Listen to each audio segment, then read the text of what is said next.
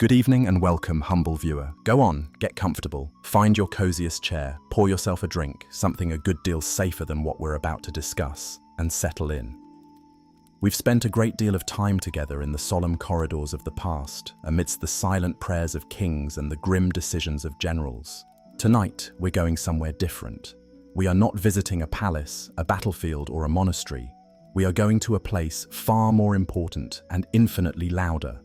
A place of sticky floors, questionable hygiene, and glorious, unvarnished humanity.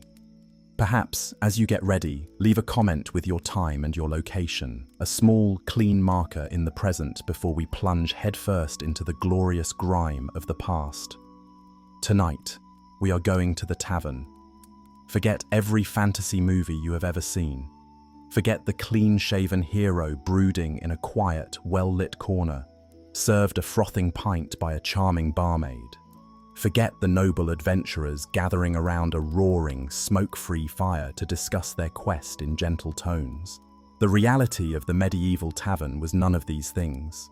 It was not a place of quiet contemplation. It was a full frontal assault on every one of your senses, a chaotic, churning, deafening, and often dangerous hub of life where the sublime and the ridiculous drunkenly collided, burped, and then passed out in a corner together. It was the beating, boozy heart of the community, and it smelled absolutely, unequivocally, breathtakingly terrible.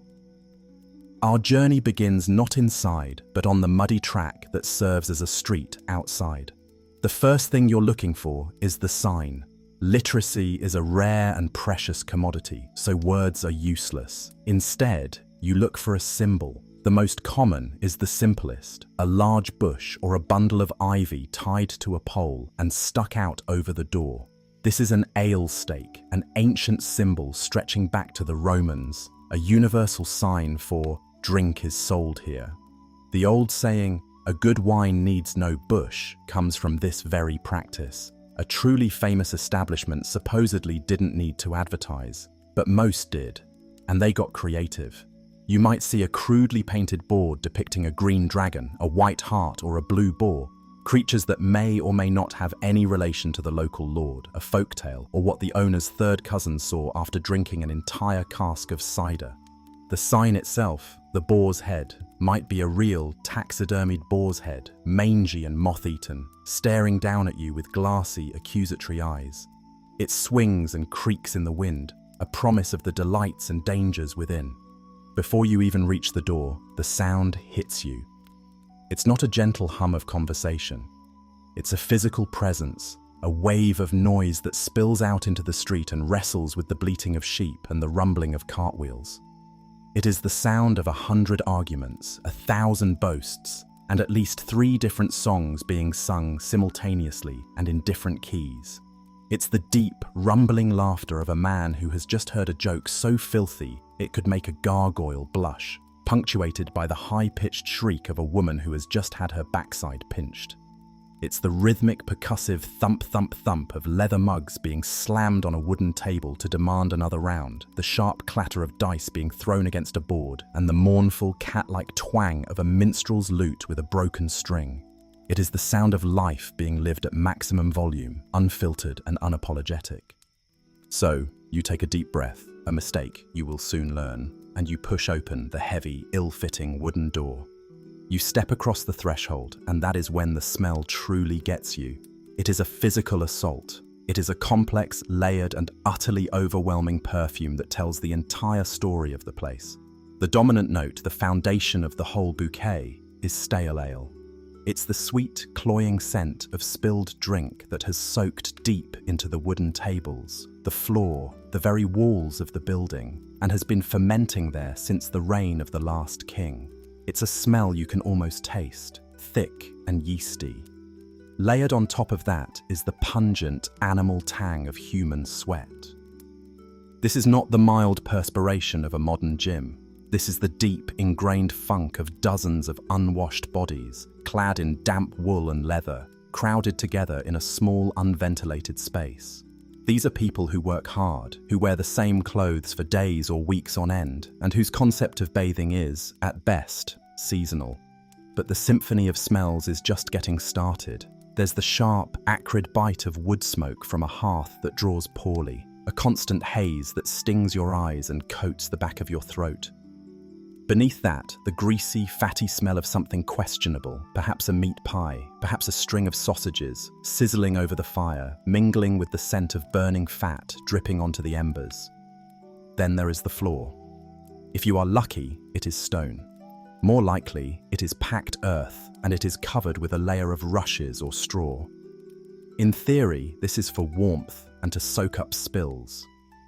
In reality, it is a miniature ecosystem of horror.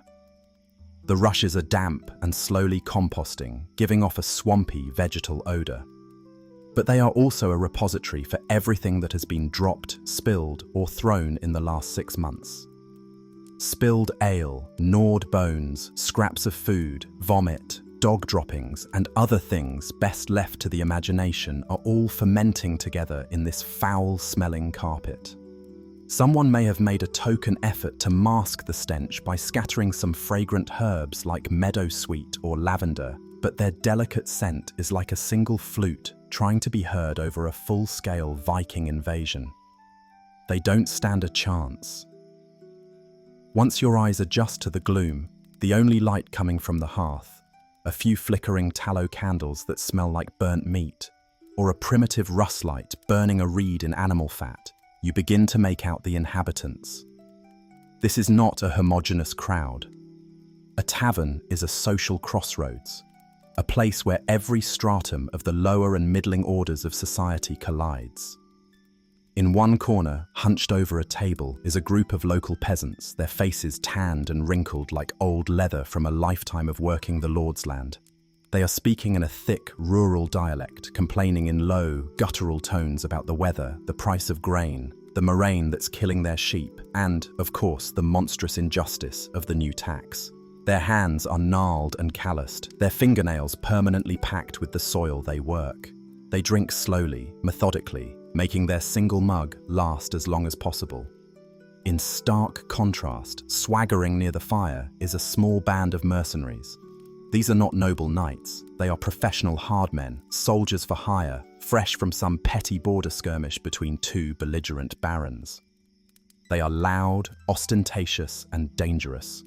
Their gear is a mismatched collection of dented steel, boiled leather, and scavenged chainmail. One might be wearing a fine steel helmet alongside a ragged tunic. They drink heavily and boast even more so, their voices booming across the room. They regale anyone who will listen, and many who won't, with greatly exaggerated tales of their own heroism, showing off their scars, some from battle, others probably from falling down drunk, as proof of their valor. They are a temporary and volatile presence, flush with a little pay, looking for drink, a game of chance, and very possibly a fight. Huddled at another table, trying to look inconspicuous, is a merchant. He is better dressed than most, in a fine woolen cloak, but his eyes dart around nervously. He is not here for the company. He is here for business. He leans in close to another man, a local guildmaster perhaps, their conversation a low conspiratorial murmur lost in the general din. Money is changing hands beneath the table, a deal being struck for a shipment of wool or a consignment of wine, away from the prying eyes of the town officials. For them, the tavern's chaos is a form of camouflage, the perfect place to conduct business that might not be entirely legal.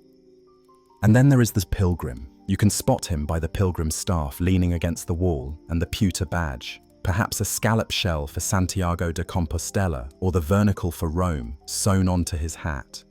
He is on a holy journey to a sacred shrine to save his immortal soul. But the road is long, the feet are sore, and the ale is strong.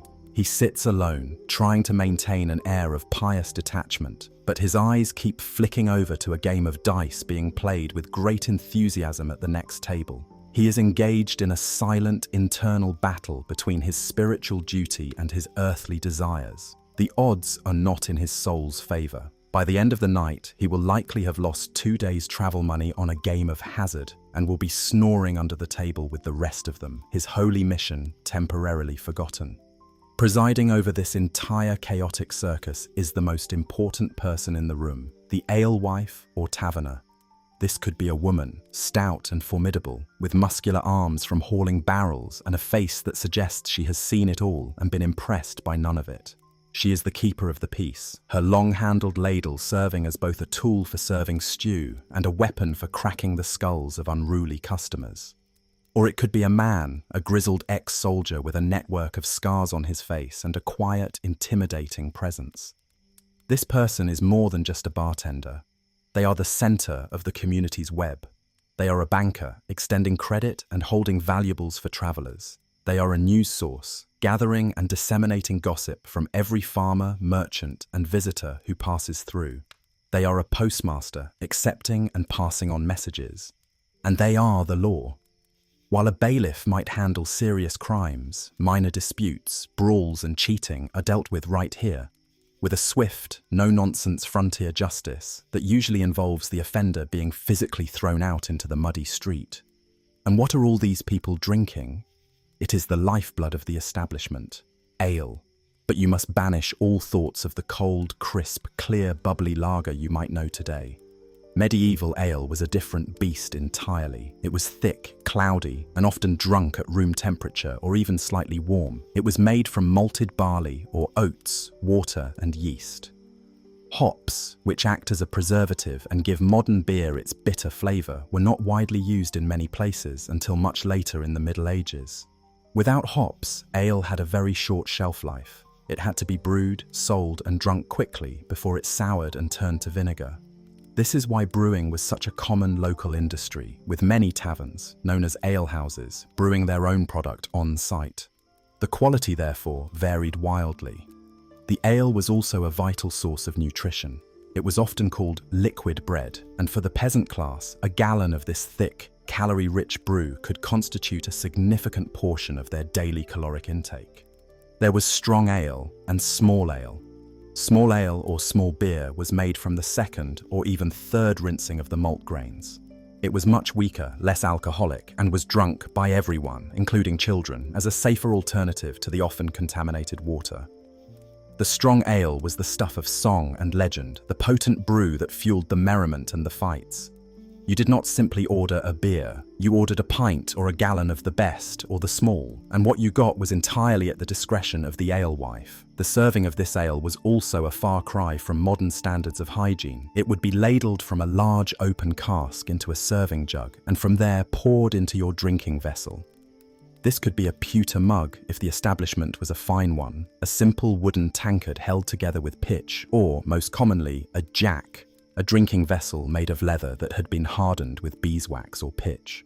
These jacks were notoriously difficult to clean and imparted their own unique, leathery tang to the drink.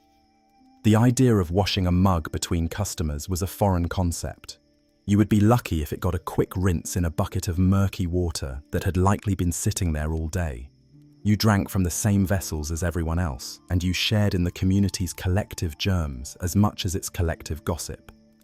Of course, the temptation for a taverner to cheat was immense. Watering down the ale to stretch profits was a constant complaint. Other, more nefarious additives might find their way into the cask to mask the taste of ale that was starting to turn sour. To combat this, many towns employed a professional official known as an ale conner or ale taster. His job was to go from alehouse to alehouse and test the quality of the product. The most famous, though likely apocryphal, story of the ale conner's method involved his leather breeches. The tale goes that the ale conner would pour a small amount of the ale onto a wooden bench and then sit down in it, in his leather trousers. He would then continue drinking and conversing for a good half an hour. When he stood up, the quality of the ale was judged. If his breeches did not stick to the bench, the ale was pure and good. But if his leather breeches stuck fast to the sugary, adulterated mess on the bench, it meant the ale had been tampered with, and the taverner would be fined or punished, perhaps by being forced to drink his own terrible product until he was sick. If you were hungry, the options were limited and often suspect. The tavern was not a restaurant. Most were primarily focused on drink. If food was offered, it was usually simple, cheap, and cooked in a single large cauldron that hung perpetually over the fire. This was the home of pottage, the endless, primordial stew of the Middle Ages. Into the pot would go anything and everything: grains like barley and oats, root vegetables like turnips and parsnips, whatever herbs were growing outside, and if you were lucky, some scraps of meat or bacon to give it flavor. The pot was rarely emptied, simply topped up with new ingredients and more water each day. The stew you ate on a Friday might contain the faint, archaeological remnants of what was thrown in on Monday. It was hot, it was filling, and it was best not to ask too many questions about its contents. You might also be able to buy a meat pie.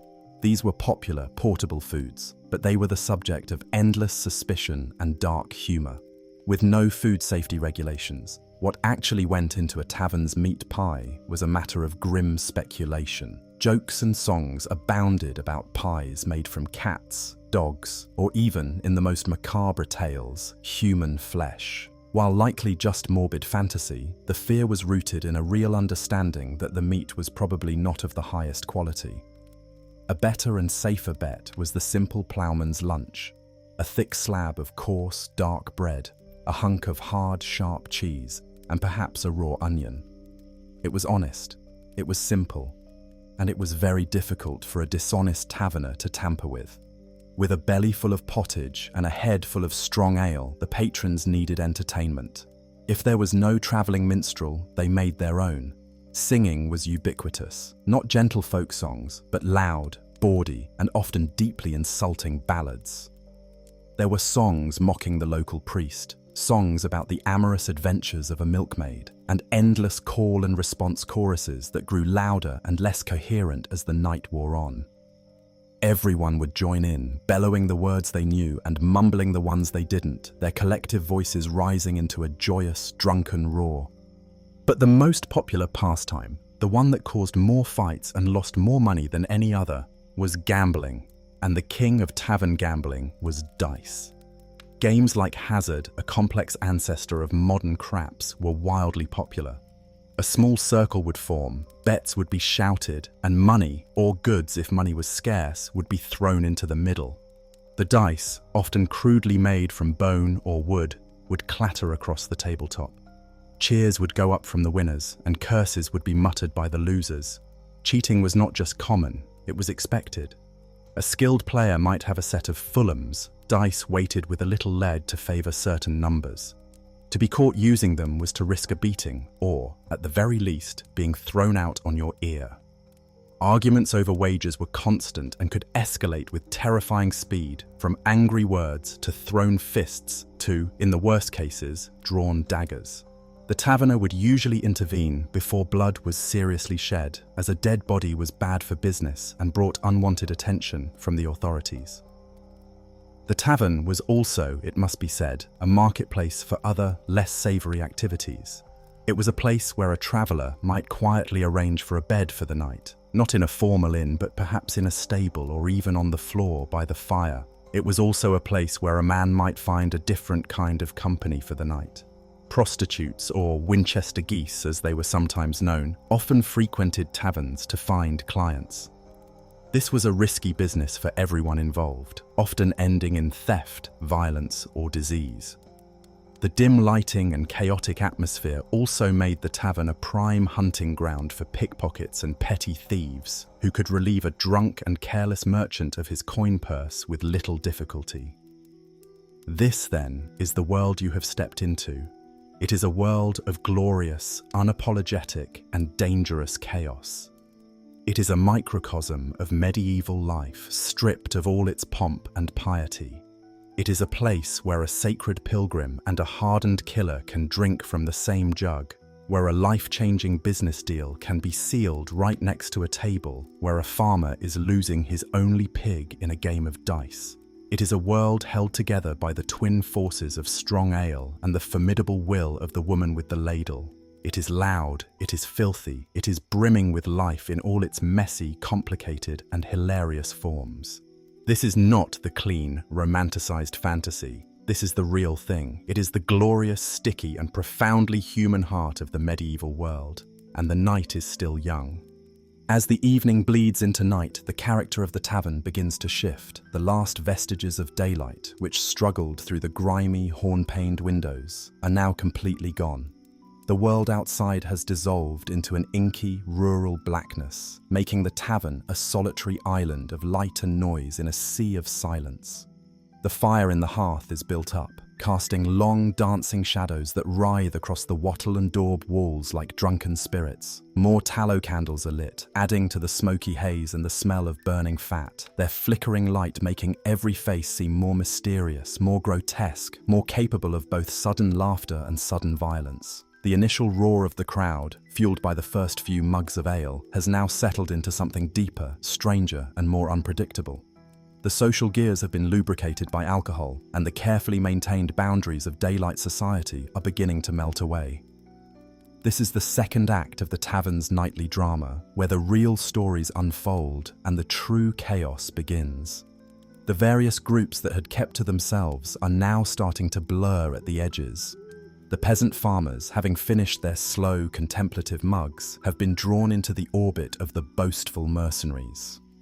One of the soldiers, a man with a nose that has clearly been broken more than once, is demonstrating a knife-fighting technique, using a stale bread loaf as his unfortunate opponent. The farmers watch with a mixture of awe and terror, their quiet complaints about sheep disease forgotten in the face of this casual display of worldly violence. Another soldier is attempting to teach one of the farmers a bawdy song from Flanders, a task made nearly impossible by the fact that neither man speaks the other's language. The communication is happening through a series of elaborate, uncoordinated hand gestures, exaggerated facial expressions, and shouts of encouragement, the universal language of inebriation. The nervous merchant, his business concluded, has made the fatal mistake of staying for one more drink. The strong ale has loosened his tongue and his purse strings. He is now the unfortunate patron of the house minstrel, a man of questionable talent named something like Thomas the Rhymer. Thomas is not one of the courtly troubadours who sings of chivalry and unrequited love for noble ladies. He is a jobbing entertainer whose repertoire consists of 3 long, rambling, epic poems about local saints, 4 ballads about cheating wives, and a single, endlessly repeated jig played on a battered lute. The merchant, feeling expansive, has paid him a whole penny to play a song in his honor. Thomas has obliged by launching into a spontaneous and deeply unflattering song about a wealthy merchant with a face like a goat, which he is composing on the spot. The rest of the tavern has, of course, picked up the chorus with great enthusiasm, and the merchant is now enduring this public roasting with a forced, grimacing smile, a prisoner of his own drunken generosity. The games of chance have grown more serious, more desperate. The simple dice game of hazard has now been joined by others. A group is playing cross and pile, the ancestor of heads or tails, flipping coins and shouting bets. Another group is engrossed in a game of 9 men's Morris, its board carved directly into the surface of their oak table, the lines worn smooth by generations of players. They use pebbles and beans as their pieces, but the real drama is at the dice game. The pilgrim, his spiritual journey now well and truly sidetracked, is on a losing streak. He has lost all his money. He then bet his new boots and lost those. He is now in a moment of profound desperation, considering betting the holy relic he carries in his pouch, a supposed toenail of St. Cuthbert. His opponent, a one-eyed man who may or may not be a sheep shearer, is looking at the proposed wager with a greedy glint in his good eye. This is a moment of pure medieval tragicomedy, a man's immortal soul versus his earthly addiction, a sacred relic being wagered in a game where the dice are almost certainly loaded. The tavern is not just a place for men. Women are a vital and often disruptive part of the scene. The alewife herself, of course, remains the undisputed queen of her domain. She moves through the chaos with a practiced, weary grace, refilling mugs, collecting coins, and occasionally swatting a straying hand with a damp cloth. But other women are here too. A group of wives from the village might be huddled in a corner, sharing a jug of small ale and a round of gossip, taking a brief respite from the endless drudgery of their own homes. Their presence acts as a slight but noticeable check on the worse behavior of their husbands. Then there are the ale drapers or brewsters, women who brew their own ale at home and bring it to the tavern to sell. A heated, highly technical argument has broken out between 2 of these women over the proper temperature for mashing barley, a dispute that is far more passionate and vicious than any of the men's drunken squabbles. And of course, there are the prostitutes, moving on the fringes of the crowd. They are not glamorous courtesans. They are poor, often desperate women, their faces prematurely aged, their clothes patched but clean. They navigate the room with a sharp-eyed pragmatism, steering clear of the most violent drunks and looking for the lonely traveler or the young farmhand with a few coins to spend. Their negotiations are swift, silent, and conducted with a flicker of the eyes and a slight nod of the head. The very air seems to have become thicker, heavier with stories. The tavern is the confessional of the common man, the place where truths are told, lies are embellished, and secrets are spilled. A young man, his heart broken and his courage fortified by ale, is loudly proclaiming his undying love for the blacksmith's daughter, who is unfortunately betrothed to another. He is vowing to challenge his rival to a duel, a fight to the death, a promise he will almost certainly forget by morning. An old man, his face a roadmap of wrinkles, is telling a story to a wide-eyed group of younger patrons. It's a rambling local legend about a phantom black dog that haunts the nearby woods. His voice drops to a conspiratorial whisper, and even the loudest drunks quiet down a little to listen. For a moment, the entire tavern is held captive by the ancient magic of storytelling, the flickering firelight making the tale of the spectral hound seem terrifyingly real. The spell is broken only when a dog, a real, smelly, three-legged dog that belongs to the taverner, wanders into the middle of the room and begins to noisily lick a puddle of spilled ale from the floor. The drink itself has taken on a life of its own. It's not just ale. For those with a little more money, there is wine. It's probably not the fine vintage from Gascony that the local lord drinks. It's more likely a rough, acidic red wine, shipped in a wooden cask and served in the same leather jacks as the ale, a practice that does its flavor no favors. A man who fancies himself a connoisseur is holding his jack up to his nose, swirling it dramatically and proclaiming it to have a robust, earthy character, when in fact it tastes mostly of sour grapes and old leather. There might also be cider or cider, particularly in the apple-growing regions. It's a strong, rustic drink, often cloudy and fiercely alcoholic, with a kick that can take an unsuspecting ale drinker completely by surprise. And for the truly adventurous or the truly desperate, there is mead. This ancient drink, made from fermented honey and water, can be deceptively sweet and dangerously potent. A visiting Welshman in the corner, a drover who has brought his cattle to market, is drinking mead and singing a long, sorrowful song in his native tongue. A beautiful and incomprehensible lament that brings a tear to the eye of one of the mercenaries who has suddenly been overcome by a bout of maudlin, drunken sentimentality. Fights are an inevitable part of the tavern ecosystem, as natural as the mice in the thatch. But most are not the epic brawls of fantasy films. They are clumsy, pathetic, and usually short-lived affairs. Two farmers, who have been friends for 30 years, might come to blows over a disputed debt of 2 pennies. The fight consists of them grabbing each other's tunics and wrestling awkwardly, like 2 tired bears, until they both fall over into the filthy rushes. A more serious confrontation might erupt at the dice game. The cry of "cheat" goes up. A table is overturned. Mugs fly through the air. Everyone who is not directly involved scuttles back to create a circle, the ringside, to watch the entertainment. The two combatants, their movements slowed by ale, will swing wild, inaccurate punches. It is less a display of martial prowess and more a form of violent, uncoordinated dancing. The real danger is not the punches, but the environment. A man could slip on a wet patch of floor and crack his head on a stone hearth, or stumble backwards and fall into the fire. The fight usually ends when the alewife intervenes. She doesn't shout or plead. She simply wades into the fray with her ladle or a heavy wooden stool and applies it firmly to the back of the loudest participant's head. The conflict is resolved. The loser is dragged out by his friends, and the winner is made to pay for any damages, his victory suddenly feeling very expensive. Amidst all this chaos, there is a strange kind of community. The tavern is a great leveler. Out in the world, a man is defined by his trade, his village, his status. He is a cooper, a fletcher, a serf belonging to the manor of Stoke Poges. But inside the tavern, these distinctions begin to fade. Here, a man is judged not by his birth, but by his ability to tell a good story, to sing a loud chorus, to buy a round of drinks, or to take a punch without crying. It is a place of temporary equality, a shared space where the hardships of medieval life, the backbreaking labor, the constant threat of hunger and disease, the rigid social hierarchy, can be momentarily forgotten in a warm, boozy haze. Friendships are forged, rivalries are played out, and the collective identity of the community is affirmed through shared laughter and shared drink. It is a release valve, a place where the immense pressures of a restrictive and often brutal world can be safely vented. The legal status of this place is, itself, a fascinating and messy affair. The tavern exists in a grey area of the law.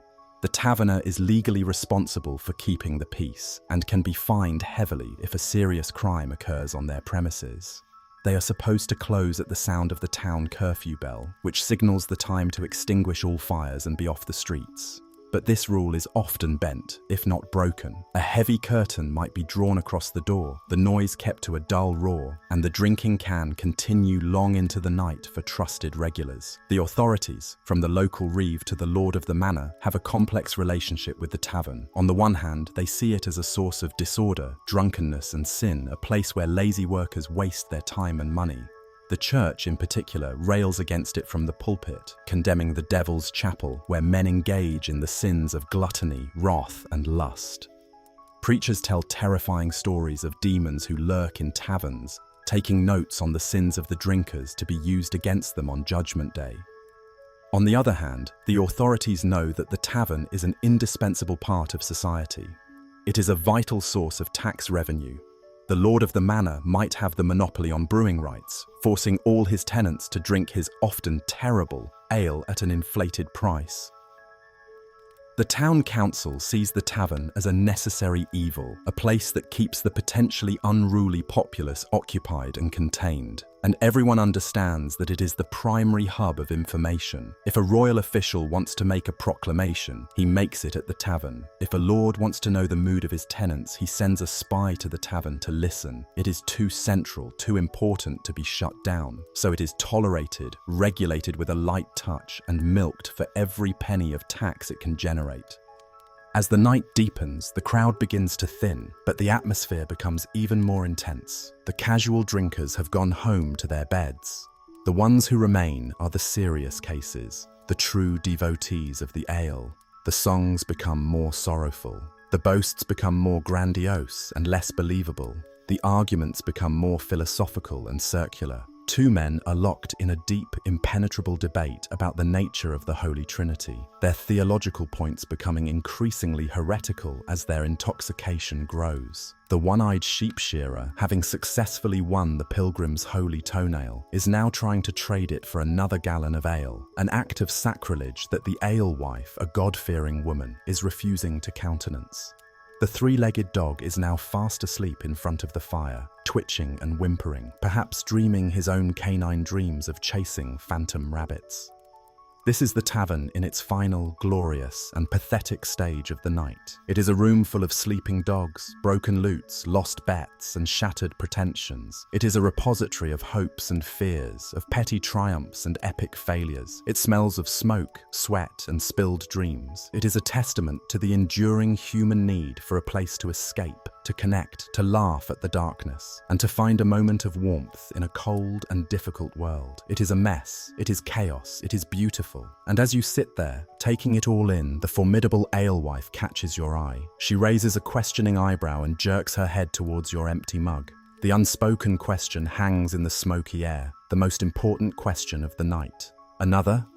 The question hangs in the air, more potent than the smoke and more profound than the half-dozen theological arguments currently underway. Another.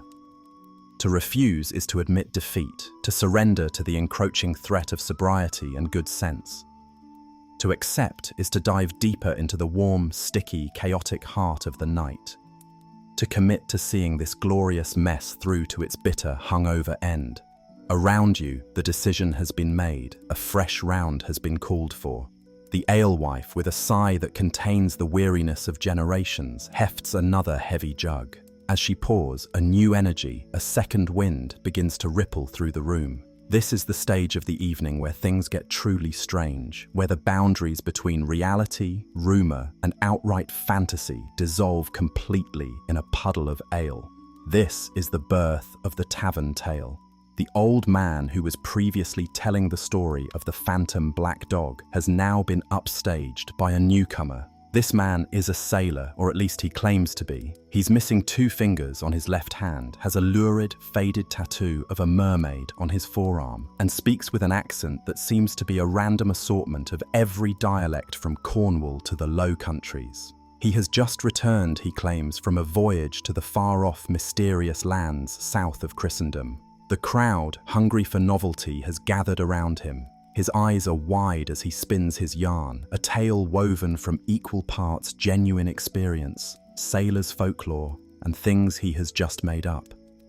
He speaks of seas that boil, of fish that fly, and of islands made entirely of cheese. He describes monstrous krakens that can pull a whole ship down to the depths, and men with the heads of dogs who live in the land of Prester John. Is any of it true? Almost certainly not. But in the flickering, uncertain light of the tavern, it feels true. The people listening, farmers who have never traveled more than 10 miles from their own village, craftsmen whose entire world is the street on which they live, are utterly spellbound. Their own lives are circumscribed by the predictable cycles of the seasons and the church calendar. The sailor's tale is a window into a world of impossible wonders and terrifying monsters. It is a form of magic. A man at the back, a notoriously unimaginative weaver, interrupts to ask a practical question. But what kind of cheese was the island made of? The sailor, without missing a beat, fixes him with a scornful glare and says, "The cheese of paradise, you fool, the kind that makes you weep and speak in tongues." The weaver, suitably chastened, nods slowly and takes a long drink, as if trying to wash down the sheer majesty of the concept. The story continues, growing more outlandish with every telling, each new detail lubricated by a fresh gulp of ale. Meanwhile, the tavern itself has become a stage for smaller, but no less dramatic performances. Physical comedy is in full swing. One of the mercenaries, attempting to impress a serving girl, has decided to demonstrate his incredible strength by lifting a small oak table with his teeth. The initial attempt goes surprisingly well. He gets the table leg clamped firmly in his jaw. With a great groan and a straining of neck muscles, he manages to lift it an inch off the floor. The tavern applauds this magnificent, if pointless, feat. But in his moment of triumph, he forgets one crucial detail. He cannot put the table down without using his hands, which are currently on his hips in a heroic pose. He is now stuck, a man with a table in his mouth, his eyes watering, a low, muffled groan emanating from his throat. His friends, rather than helping, are howling with laughter, slapping their thighs and pointing. The scene ends when the alewife, with the air of a woman dealing with a particularly stupid toddler, calmly walks over, takes the table from his mouth and places it back on the floor before patting him gently on the head. The very concept of money is becoming fluid. The one-eyed sheep shearer, having failed to trade the saint's toenail for ale, is now attempting to use it as a stake in a game of skill. The game is apple bobbing, but without a tub of water. A single apple is suspended from a ceiling beam on a piece of string. The goal is to take a bite out of the swinging apple with your hands held behind your back. The sheep shearer is trying to convince the others that a successful bite is worth one holy relic.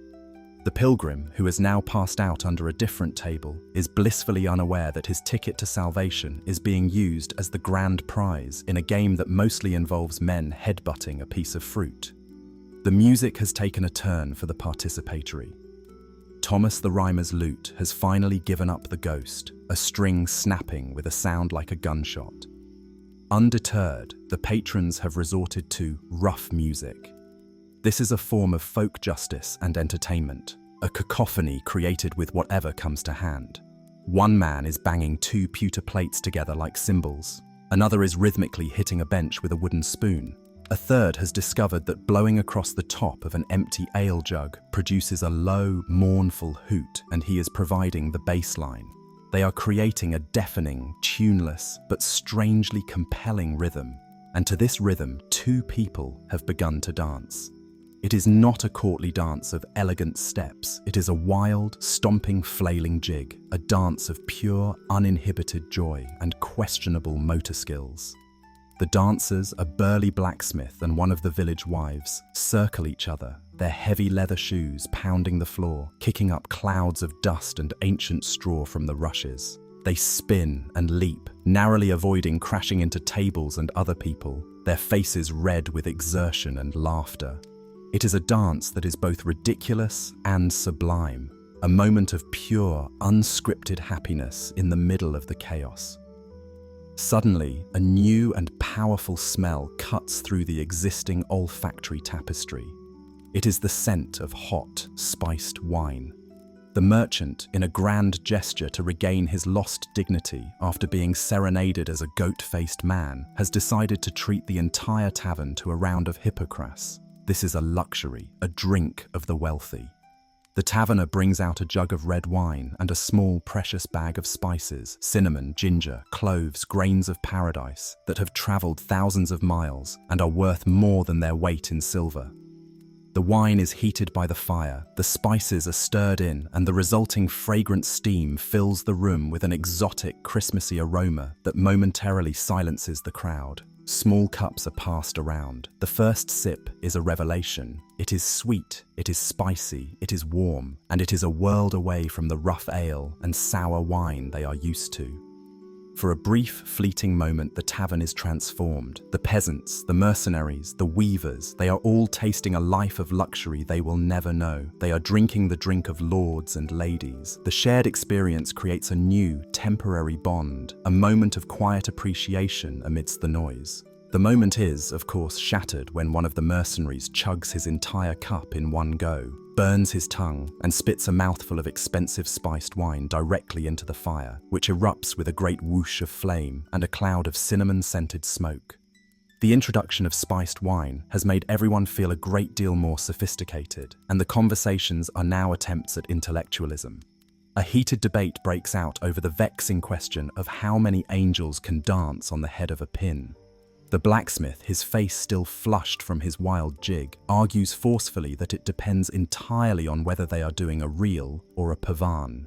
The weaver counters with the point that angels, being spiritual beings, have no physical feet and therefore cannot dance at all, a piece of logic so devastatingly simple that it silences the entire debate. The intellectual vacuum is immediately filled by a new argument. Which saint has the best miracles? St. Giles, the patron saint of cripples and beggars, is a strong contender, but St. Nicholas gets a vote for once saving 3 boys from being pickled in a barrel by a wicked butcher. The sailor, however, wins the argument by declaring that the best saint is clearly Saint Brendan the Navigator, who once mistook a whale for an island and celebrated Mass on its back. The sheer audacity of this claim is so impressive that everyone agrees to drink to Saint Brendan. This is also the time of night for confessions and grievances. The tavern becomes a temporary court of public opinion. A farmer stands up on a bench, swaying slightly, and delivers a long, rambling, and deeply emotional speech about the injustice of his neighbour, Goodman John, moving a boundary stone between their fields by a full 2 inches. He appeals to the tavern as his jury. 2 inches, he roars, holding his thumb and forefinger a surprisingly large distance apart. An honest man's land, stolen from under my very nose. Goodman John, who is sitting at the next table, stands up to offer a rebuttal, which is that his accuser's prize pig keeps getting into his garden and eating his cabbages. The tavern listens to both sides with grave solemnity, as if they were learned judges in a high court. After much deliberation, a verdict is reached, proposed by the alewife herself. Goodman John will move the stone back 1 inch, and the farmer will pay for Goodman John's next mug of ale as compensation for the cabbages. It is a piece of legal and diplomatic genius that Solomon himself would have admired.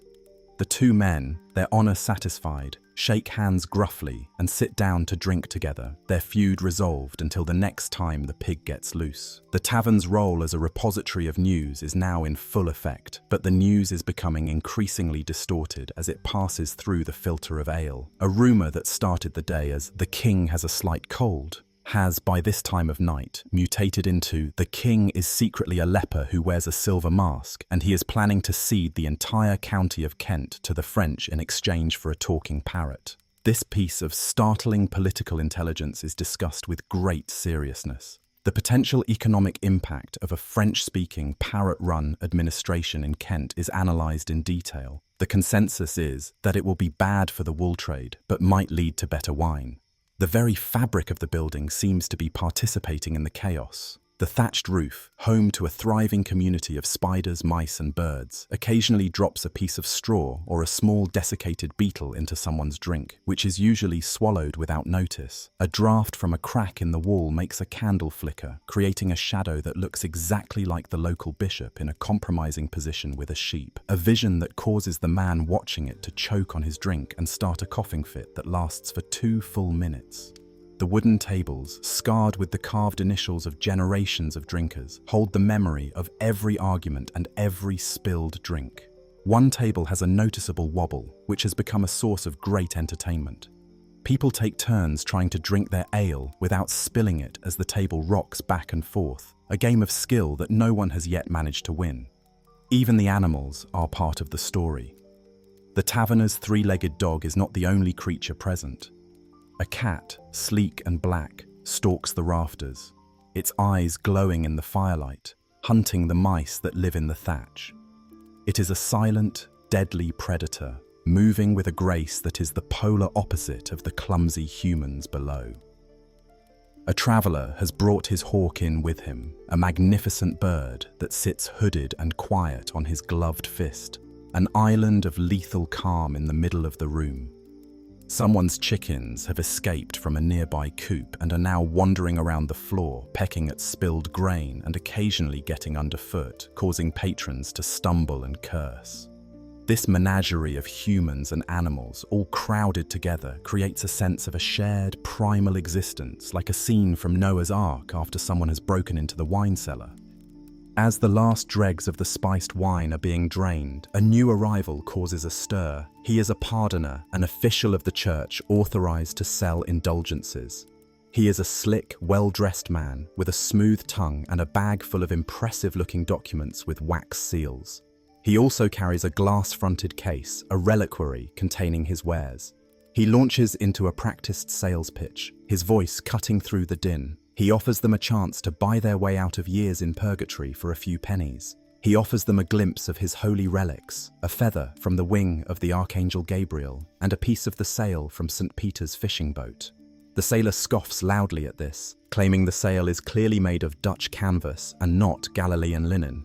The pardoner ignores him and continues his pitch, his eyes scanning the crowd for the most drunk, the most guilty, and the most gullible. He is the ultimate tavern predator, a holy conman peddling salvation in a bottle, or in this case, a piece of paper.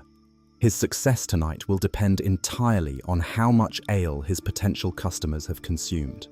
Judging by the state of the room, he is about to have a very profitable evening. The tavern, which has been a stage for earthly comedy and tragedy all night, has now become a marketplace for the immortal soul itself, the final, most absurd transaction in a night full of them. The arrival of the pardoner has shifted the tavern's chaotic energy into a new and more dangerous key. He is a catalyst, a human divining rod who seeks out and exposes the twin currents of guilt and greed that run beneath the surface of every soul in the room. His slick sales pitch, promising a fast track through the fires of purgatory, has introduced the terrifying mathematics of the afterlife into a room previously concerned only with the simple arithmetic of dice and drink. The mood has become a strange cocktail of spiritual anxiety and predatory opportunism. This is the moment in the night where the laughter becomes a little more manic, the arguments a little more pointed, and the stakes, both earthly and divine, are raised to a perilous new height.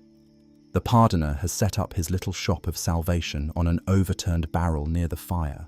His glass-fronted case of relics is catching the light, making his dubious treasures, the pig's bone he claims belonged to a saint, the scrap of cloth he swears is from the Virgin Mary's veil, seem mysterious and potent. The crowd reacts in a fascinatingly divided way. The more cynical patrons, like the worldly sailor and the formidable alewife, watch him with undisguised contempt. The sailor begins to loudly tell a story about a pardoner he met in Brittany who was caught selling holy water that turned out to be from a horse trough. The alewife, meanwhile, keeps a sharp eye on him, not because she fears for her patron's souls, but because she suspects he's the type to leave without paying for his wine. But for others, the pardoner's words are like a hook in the conscience. The pilgrim, who has been roused from his slumber by a friend and is now nursing a bruised forehead and a profound sense of shame, is the pardoner's perfect customer. His soul is heavy with the sin of his recent gambling losses, and the thought of his squandered holy mission is weighing on him. The pardoner's offer of a quick, clean, pre-packaged forgiveness for the low price of a few silver groats seems like a divine intervention. He fumbles in his purse, his hands trembling slightly, his face a mask of desperate hope. He is about to invest the last of his travel money, not in food or lodging, but in a piece of paper that promises to wipe his slate clean. It is a pathetic and deeply human transaction, a man trying to buy his way back into a state of grace in the grimiest, least graceful place imaginable. The presence of so much talk about money and salvation has inflamed the gamblers. The dice game, which had paused for the theological debate, has now resumed with a renewed fervour. But it has evolved. It is no longer just about money. It has become a game of barter and bizarre wagers. A man has just bet his second best pair of shoes against a half-eaten meat pie and a promise that the winner will be named godfather to the loser's next child, should it be a boy. The concept of future godparenthood is now a quantifiable asset worth roughly half a pie and a pair of worn-out boots. Another man, a fletcher by trade, has wagered a bundle of perfectly fletched goose-feather arrows. His opponent, having no goods of equal value, has offered a service. He will come and thatch the fletcher's roof next autumn. The game is now a contest between archery supplies and future roofing labour. The dice clatter and the fletcher loses. He now has to face the prospect of his roof being thatched by a man who is famously lazy and, at this moment, extremely drunk. The night's entertainment has entered its most creative and destructive phase. The rough music has subsided, only to be replaced by a contest of flighting. This is a traditional form of poetic combat, a duel of rhyming insults. The two combatants are the weaver with the sharp logic and one of the brawny mercenaries. They stand face to face, while the rest of the tavern forms a circle and acts as the jeering, cheering audience. The weaver, surprisingly, is holding his own. His insults are clever, intricate, and deeply personal, focusing on the mercenary's questionable parentage, his lack of personal hygiene, and the fact that his beard looks like a squirrel's nest after a flood. The mercenary, less verbally nimble, is relying on brute force, his insults being mostly short, powerful, and obscene observations about the weaver's scrawny physique. The crowd roars its approval after each rhyming couplet, judging the winner of each round by the volume of their cheers. It is a battle of wit versus muscle, a lyrical street fight that is far more entertaining than any of the clumsy physical brawls that preceded it. This outburst of creativity has inspired others. A group in the corner has invented a new and incredibly foolish game. It involves seeing who can hold a hot coal, freshly plucked from the fire with a pair of tongs, in their bare hand for the longest. The current champion, a man whose tolerance for pain has been completely numbed by ale, has managed a full 3 seconds before letting out a shriek and plunging his hand into a bucket of spilled beer. His reward for this victory is a round of applause and what will surely be a spectacular blister in the morning.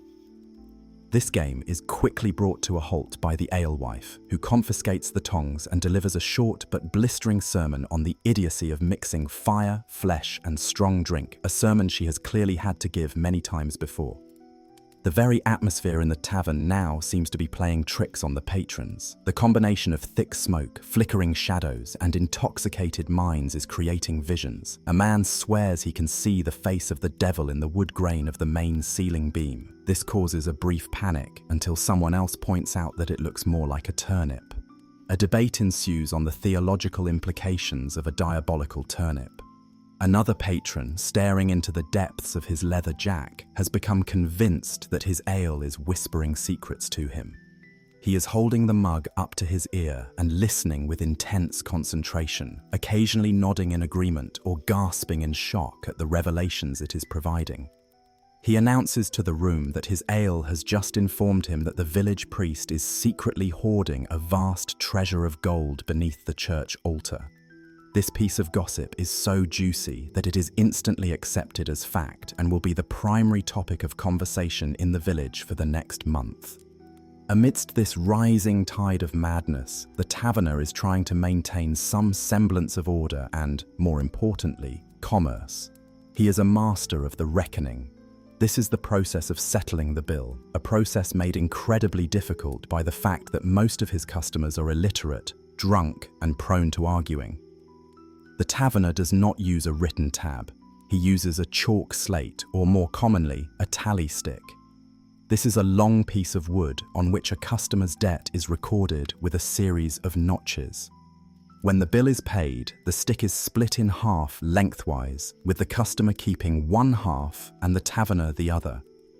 The two halves, with their identical notches, form an incorruptible receipt. The taverner is now in a heated negotiation with the merchant, who is staring at the tally stick with disbelief, unable to comprehend how he could possibly have drunk that many notches worth of ale and spiced wine. He is trying to argue that some of the notches are clearly smaller than the others and should count for less. The taverner, his face a mask of weary patience, is explaining that a notch is a notch, regardless of its artistic merit. The animals in the tavern are now fully integrated into the social fabric. The three-legged dog has woken up and has been taught a new trick by one of the farmers. He can balance a piece of cheese on his nose. This trick has made him the most popular individual in the tavern, and he is being rewarded with a shower of praise and more cheese than he has ever seen in his life. The cat, having grown bored of hunting mice, is now sitting on the bar, daintily dipping its paw into the dregs of an abandoned mug of ale and then licking it clean, its expression one of serene and slightly drunken disapproval of the entire scene. The chickens, having found a small hole in a sack of grain, are having a feast, their gentle clucking providing a strange, pastoral counterpoint to the human chaos around them. Suddenly, the heavy wooden door creaks open, and a new figure steps inside, briefly silencing the room. This is the town watchman, or bellman. He is an old, grizzled man, wrapped in a heavy cloak and carrying a long staff and a lit lantern. It is his job to patrol the dark, sleeping streets and enforce the curfew. His arrival signals that the night is officially over. He bangs his staff on the floor and, in a loud, gravelly voice, cries out, "10 of the clock! All's well, time for all honest folk to be in their beds and all knaves to be on their way." This is the official signal to close. The alewife immediately begins shouting for everyone to finish their drinks and get out. But the tavern does not empty easily. The process is like trying to herd cats, if the cats were all drunk and argumentative. Getting your money is the first challenge. The merchant finally pays his tally, grumbling, and stumbles out into the night, vowing to drink only water from now on, a vow that will last until he reaches the next town. The mercenary who lost the flighting match to the weaver is now trying to pay for his drinks with a single, greasy playing card from a strange foreign deck, claiming it is an ace of swords and worth a small fortune in Lombardy. The alewife is not impressed and is demanding real coin. The pilgrim, having purchased his indulgence, is now trying to get the pardoner to bless his empty wallet in the hopes that it will magically refill itself. Then there is the simple physical challenge of leaving. People have become entangled with each other and with the furniture. Two men who fell asleep at the same table have somehow managed to get their beards caught together and are now engaged in a delicate, painful process of separation. Another man has fallen asleep with his head on the table and his hand firmly stuck in the handle of a large ale jug. His friends are debating whether it would be easier to wake him up or to simply saw the handle off the jug. The process of eviction is slow and methodical. The alewife and her husband move through the room like shepherds, chivying their flock towards the door. Promises are made for one last drop, arguments are had, and long, rambling goodbyes are said between men who will see each other in the fields at dawn. The ones who are too drunk to walk are unceremoniously dragged to the door by their more sober companions and deposited outside in the mud to await their fate. The sailor is the last to leave. spinning one final, unbelievable yarn about a time he was shipwrecked on the coast of Africa and was rescued by a talking gorilla who was also the local bishop. Finally, the last drunk has been ejected. The door is barred, the heavy wooden shutter is closed over the window, and a sudden, profound silence descends upon the room. It is a silence that feels louder than the noise that preceded it. The only sound is the gentle crackle of the dying fire and the soft snores of the three-legged dog. The tavern, which moments before was a churning vortex of human energy, is now still. The alewife surveys her kingdom. It is a scene of utter devastation. Overturned stools, spilled drink, discarded bones, and the faint, lingering smell of desperation hang in the air.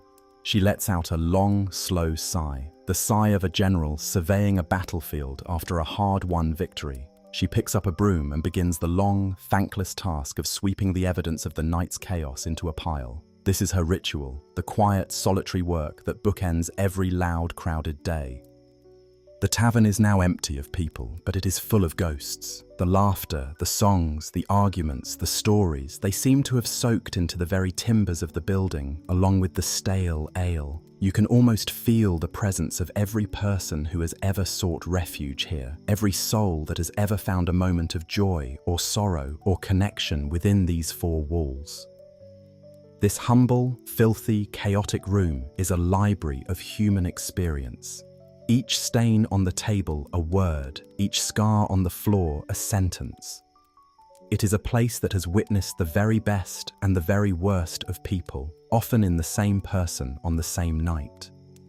It is a testament to the fact that even in a world that was often harsh, brutal, and rigidly controlled, there was always a place for glorious, uninhibited, and profoundly human messiness. This was the true purpose of the tavern, not just to sell ale, but to provide a stage for life itself in all its absurd, tragic, and hilarious glory. And tomorrow night, the doors will open, the people will flood in, and it will all happen again. The night, it turns out, was not over. The watchman's cry and the barring of the door were merely a brief intermission, a pause for breath in the grand opera of chaos. For this is no ordinary night. We have, until now, witnessed the tavern in its regular, workaday state of pandemonium. But tonight is different. Tonight is the eve of the Great St. Giles's Fair, one of the largest market fairs in the region. The town has become a magnet, drawing in a human tide from every corner of the kingdom and beyond. The population has tripled overnight, and every last soul, it seems, has decided that the only sensible place to be is right here, in this very tavern. The single, overworked establishment is now laboring under the pressure of a full-blown international incident, and the chaos we saw before was but a gentle prelude to the symphony of madness that is about to be unleashed. The door, which had been so firmly barred, is now permanently wedged open, unable to close against the sheer press of humanity.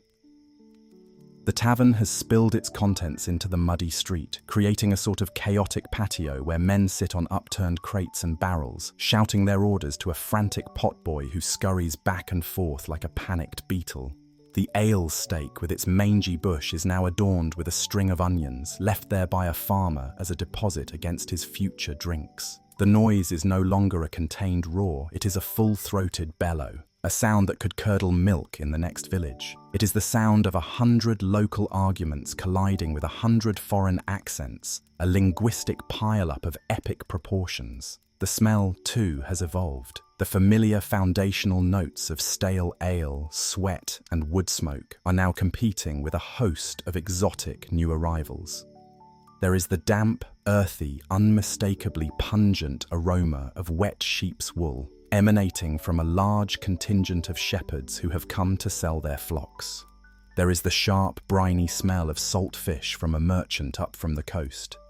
There is the sweet, almost cloying scent of beeswax from a chandler, and the rich, loamy smell of leather from a dozen tanners and cobblers. And woven through it all is a faint, tantalizing hint of something foreign and expensive. Perhaps the cinnamon clinging to the clothes of a spice merchant, or the lavender water used by a wealthy clothier from Flanders. The air is thick enough to chew, a foul but fascinating potpourri of medieval commerce. The cast of characters has been expanded dramatically. Our familiar locals are still here, but they are now surrounded and often overwhelmed by the outsiders.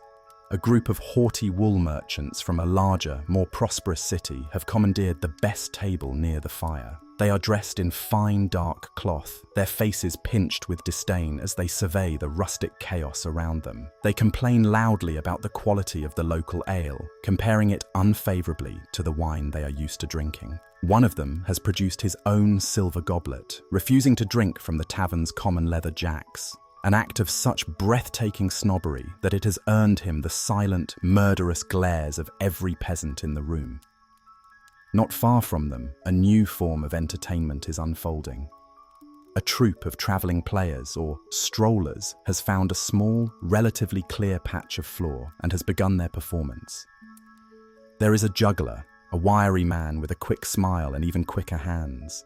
He is juggling not balls, but 3 muddy turnips, which he occasionally pretends to take a bite out of mid-air. His act is accompanied by the frantic patter of his partner, a woman with a drum slung around her neck, who provides a running commentary, a steady beat, and a stream of insults directed at the audience to encourage them to be more generous with their pennies. Their grand finale involves the juggler balancing a spinning plate on a stick held in his mouth while also playing a tune on a tin whistle through his nose. The performance is a masterpiece of low-budget, high-energy showmanship. But the real star of the evening, the man who has drawn the largest and most credulous crowd, is a figure who has set up his own small stage on a platform made of 2 barrels and a plank. This is the mountebank, the quack doctor, a figure of magnificent and shameless fraud. He is dressed in a long, tattered velvet robe of a startling purple colour, and wears a pointed hat covered in what looks suspiciously like zodiac signs drawn on with chalk. He has a long, forked beard and a voice that can project over the entire tavern's din. His assistant is a young boy, his face grimy but his eyes sharp, whose job is to look suitably amazed at everything his master says. The mountebank is selling a single product. He holds up a small, dark green bottle filled with a murky, bubbling liquid. This, he proclaims, is Dr. Prospero's miraculous universal panacea and worm-purging elixir. His sales pitch is a work of art, a torrent of pseudo-scientific jargon, misunderstood Latin, and outright lies. He claims his elixir is made from a secret recipe given to his great-grandfather by an Egyptian pharaoh. Its ingredients include powdered unicorn horn, for purity, the tears of a griffin, for strength, the distilled essence of the mandrake root, harvested only under a full moon, and a special kind of mud from the bottom of the river Jordan. He claims it can cure anything and everything: the ague, the flux, the falling sickness, gout, scrofula, baldness, cowardice, and even, he whispers conspiratorially, the green sickness that afflicts young maidens. To demonstrate its power, he calls for a volunteer. His young assistant immediately steps forward, clutching his stomach and groaning pitifully, complaining of a terrible case of internal wind. The mountebank gives him a single drop of the elixir on his tongue. The boy's reaction is instantaneous and spectacular. He stops groaning, his eyes go wide, he does a small, energetic jig. He then announces to the crowd that not only is his wind gone, but he can now suddenly understand the speech of birds and has forgotten the face of his own mother. Such is the power of the potion cleansing his mind of all earthly troubles. The crowd murmurs in awe. A few skeptical voices suggest the boy is a fraud, but they are quickly shushed by the hopeful and the desperate. The mountebank begins to sell his little green bottles for a penny apiece, and business is booming. The farmers with aching backs, the old women with bad joints, the young men with pimples, they all push forward, eager to trade their hard-earned coin for a bottle of what is, in all likelihood, a mixture of ditch water, honey, and cheap gin. This influx of new people and new money has supercharged the tavern's criminal element. The local pickpocket is having the best night of his life. The sheer density of the crowd provides perfect cover. He moves like a ghost through the throng, his nimble fingers dancing in and out of purses with the delicate precision of a surgeon. His technique is to create a small diversion, a gentle stumble, a polite apology, and in that brief moment of contact, the coin purse is gone. His victims will not notice their loss until it is time for the reckoning, long after he has vanished into the night. There are also more elaborate scams afoot. A quiet, respectable-looking man is engaging the arrogant wool merchants in a game of shove-groat, a tavern game similar to shuffleboard played on a long, polished table. The man pretends to be a simple local, clumsy and unlucky. He loses the first few games deliberately, paying out small sums with a sad shake of his head. The wool merchants, their arrogance stoked, begin to place larger and larger bets, eager to fleece this rural fool. Then, when the stakes are high enough, the fool's demeanor changes. His clumsiness vanishes. His shoves become incredibly precise. He wins the next 3 games in a row, taking a huge pile of the merchant's silver. He has just demonstrated the ancient art of the hustle. The merchants are left sputtering in outrage, realizing too late that they have been expertly conned. They cannot complain to the authorities, however, because to do so would be to admit they had been bested by a common rustic, an unbearable blow to their pride. The clash of cultures is creating endless small comedies. The 2 Flemish clothiers, who have been trying to order a drink for the past half an hour, are engaged in a desperate game of charades with the potboy. They are trying to ask for wine. One of them is stomping his feet and pretending to crush grapes, while the other is making a delicate sipping motion. The potboy, utterly bewildered, watches them for a moment, and then his face lights up with understanding. He nods eagerly and scurries off, returning a moment later with a live chicken, which he proudly presents to the baffled merchants. He has mistaken their grape stomping for a chicken dance. The ensuing confusion, involving frantic pointing, squawking, and a flurry of Flemish and Middle English curse words, provides a solid 10 minutes of top-tier entertainment for the rest of the tavern. The food situation has become a crisis. The alewife's perpetual pottage pot ran dry hours ago. She is now running a frantic makeshift grilling operation over the fire. The menu is simple. You can have a sausage or you can have a piece of bread. The sausages, of a deeply mysterious origin, are sizzling on a metal grill, their fat dripping and hissing into the flames. They are sold by the yard, a long continuous coil of sausage from which a customer can buy a length. A dispute has broken out between a tanner and a blacksmith over what constitutes a fair yard. The blacksmith, a man of immense size and simple principles, is using his own arm as a measuring stick, which is considerably longer than the tanner's. The alewife settles the dispute by producing an official-looking piece of wood, the sausage yard, and measuring out the portions with the authority of a royal surveyor. Amidst the chaos, moments of genuine connection are still happening.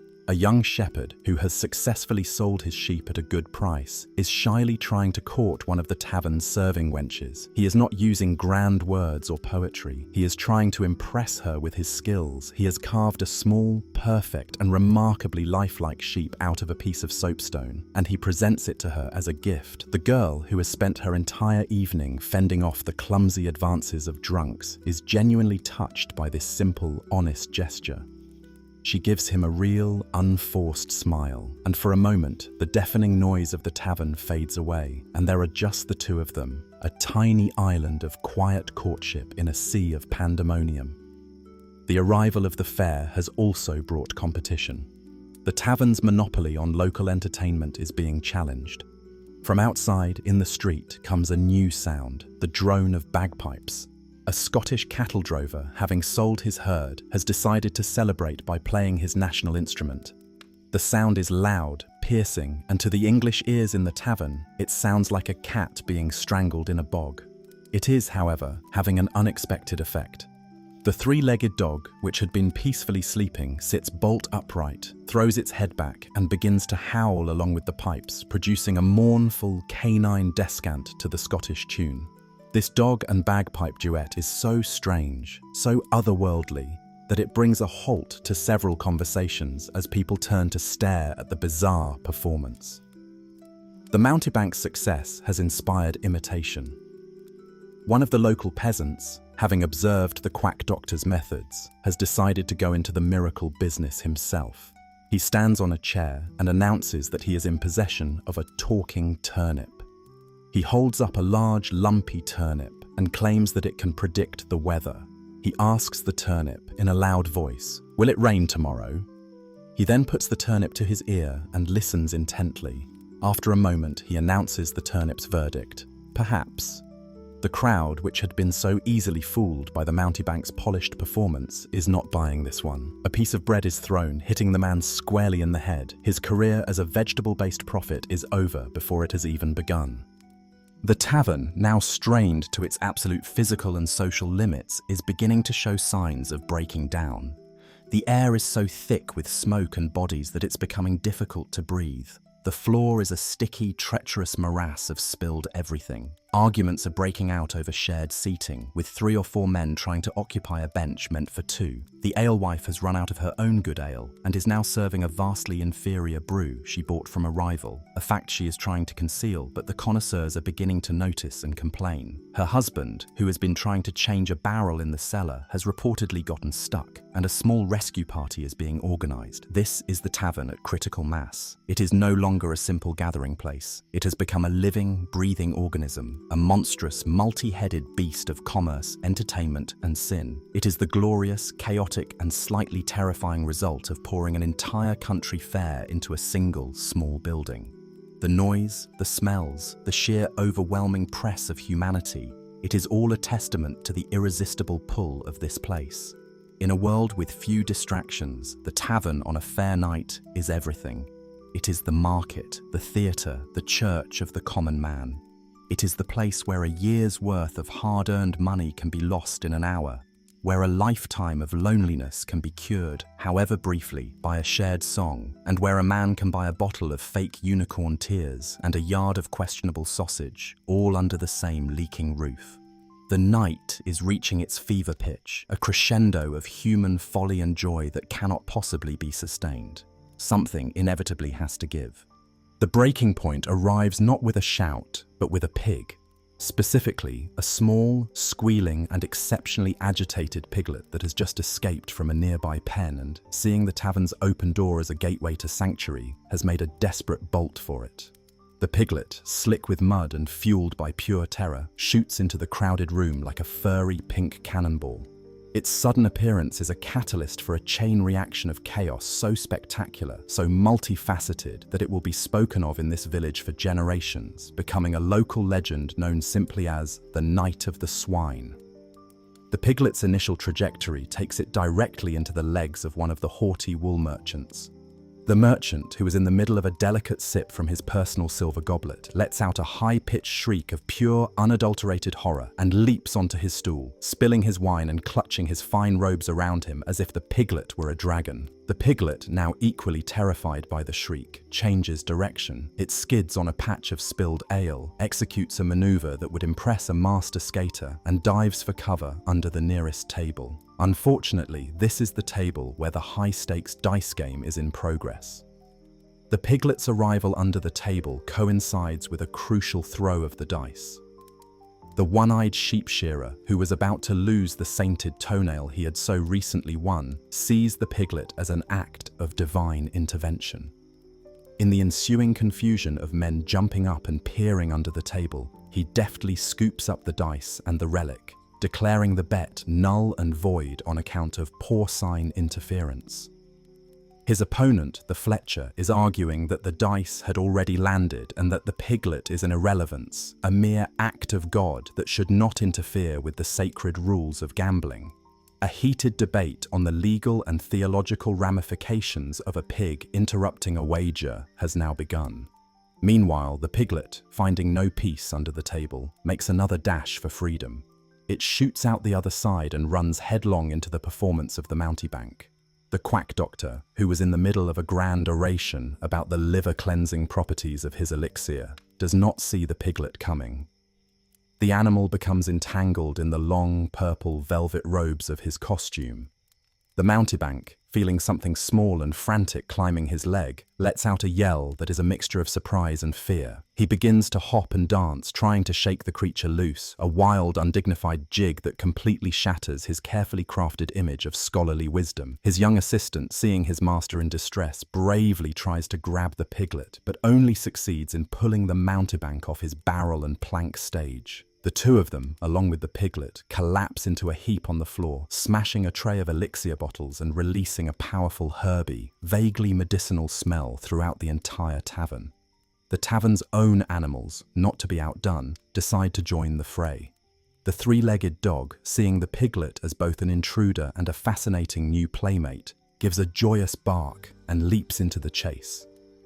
The two animals, one squealing, one barking, begin a high-speed, low-to-the-ground pursuit around the tavern, weaving between the legs of patrons and under tables.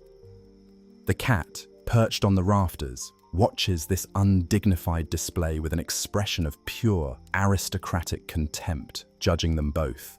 The chickens, startled by the commotion, take flight in a flurry of feathers and squawking, adding to the general sense of farmyard apocalypse. One chicken manages to land directly on the head of the Scottish bagpiper, who is still playing mournfully in the doorway.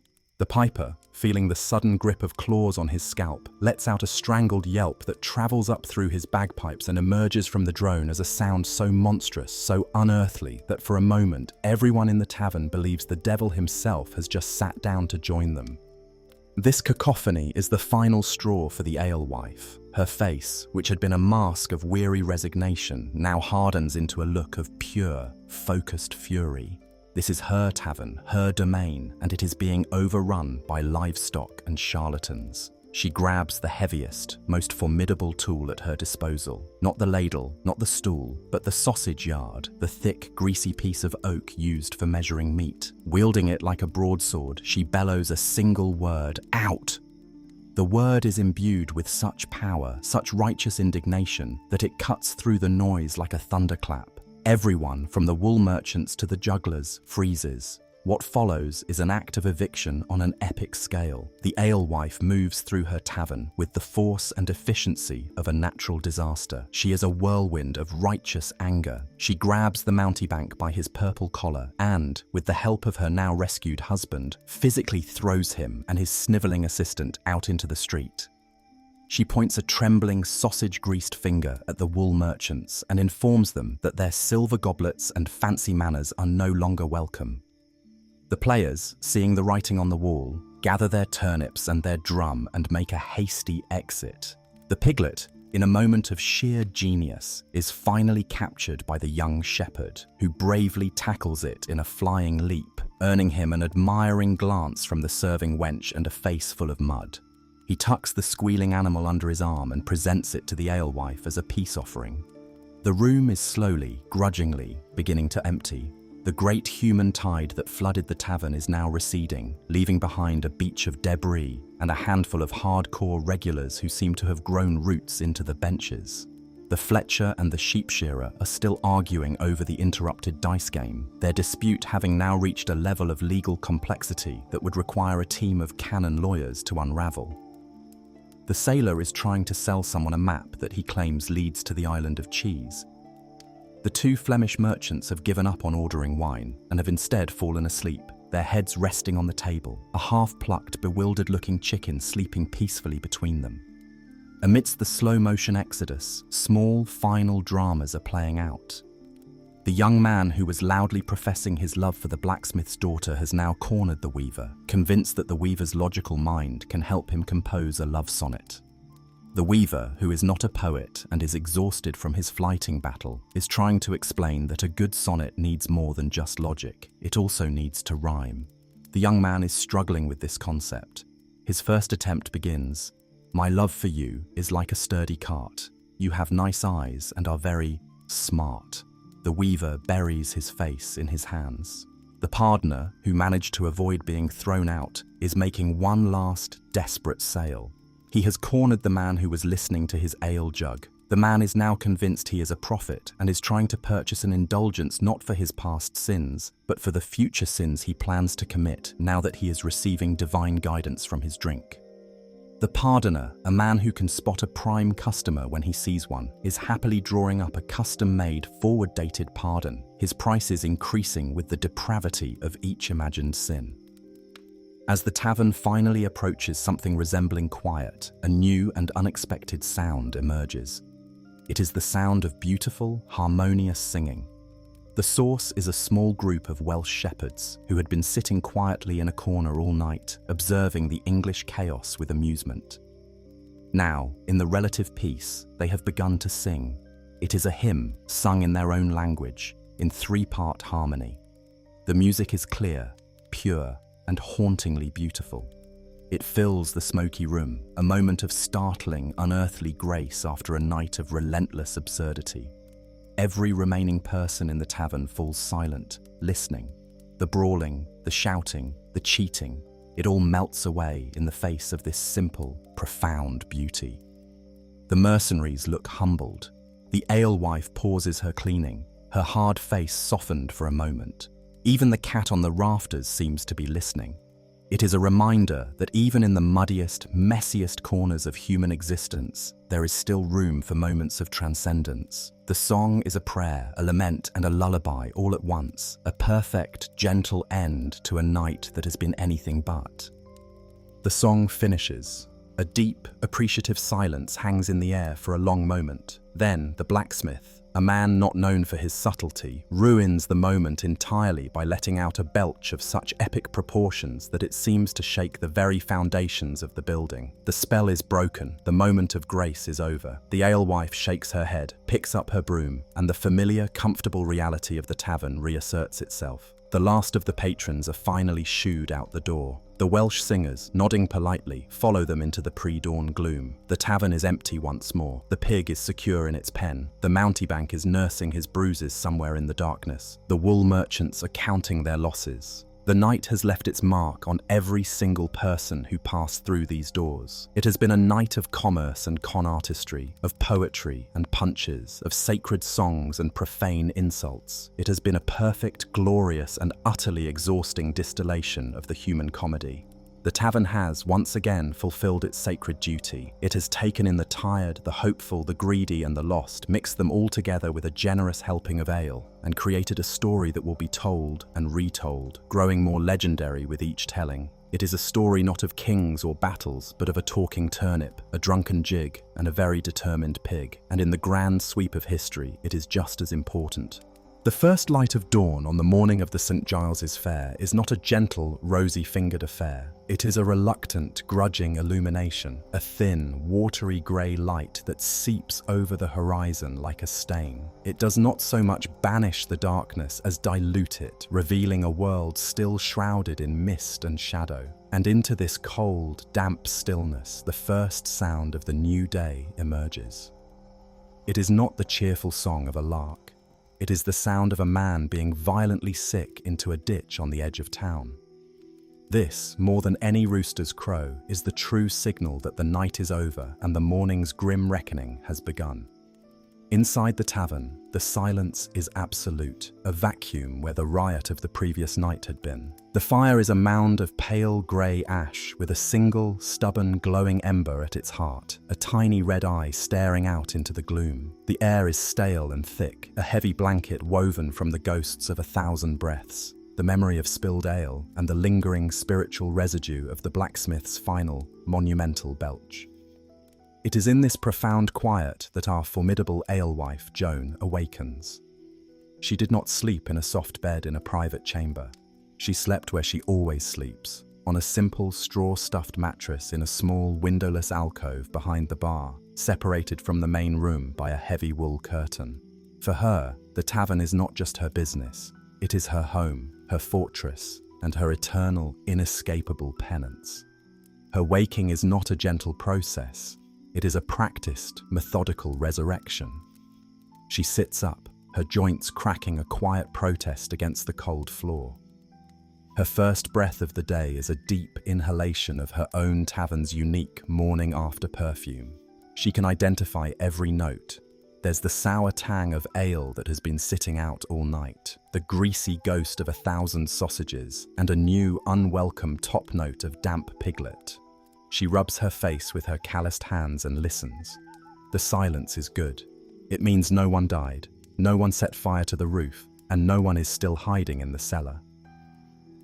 By the standards of a fair Eve, the night was a resounding success. Her first task of the day is always the same, a damage assessment. She lights a single tallow candle, its meager flame pushing back the shadows, and begins her survey.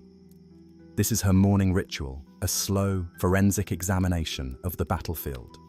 She moves with the practiced eye of a general, her gaze sweeping the room, cataloguing the casualties. 2 overturned stools, 1 shattered ale jug, the cheap one, thank God. A suspicious-looking puddle near the hearth that she decides, for the sake of her own sanity, is just spilled water.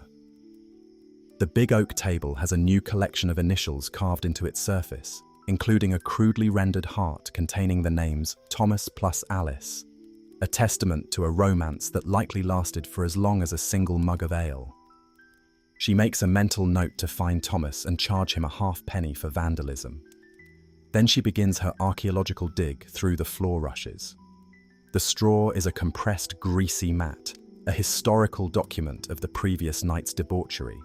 Her bare feet, tough as leather, can read the floor like a scholar reads a manuscript. She uncovers the first artifact, a single, lonely leather boot. She recognizes it. It belonged to the pilgrim, lost in his disastrous game of dice. She sighs, picks it up, and places it behind the bar. The poor fool will probably be back for it, his one remaining foot wrapped in rags.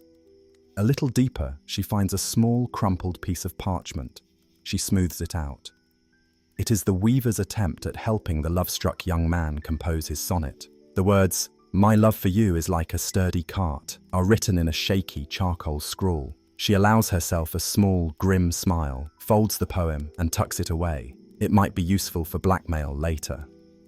The discoveries get stranger. She finds 3 goose-feather arrows, their fletching miraculously intact. She finds a single greasy playing card, the ace of swords, and snorts in derision. She finds a small, rather pathetic-looking turnip with 2 dots and a line carved into it, a failed attempt at a talking oracle. She finds a silver button, clearly ripped from a wealthy man's coat, and pockets it without a second thought.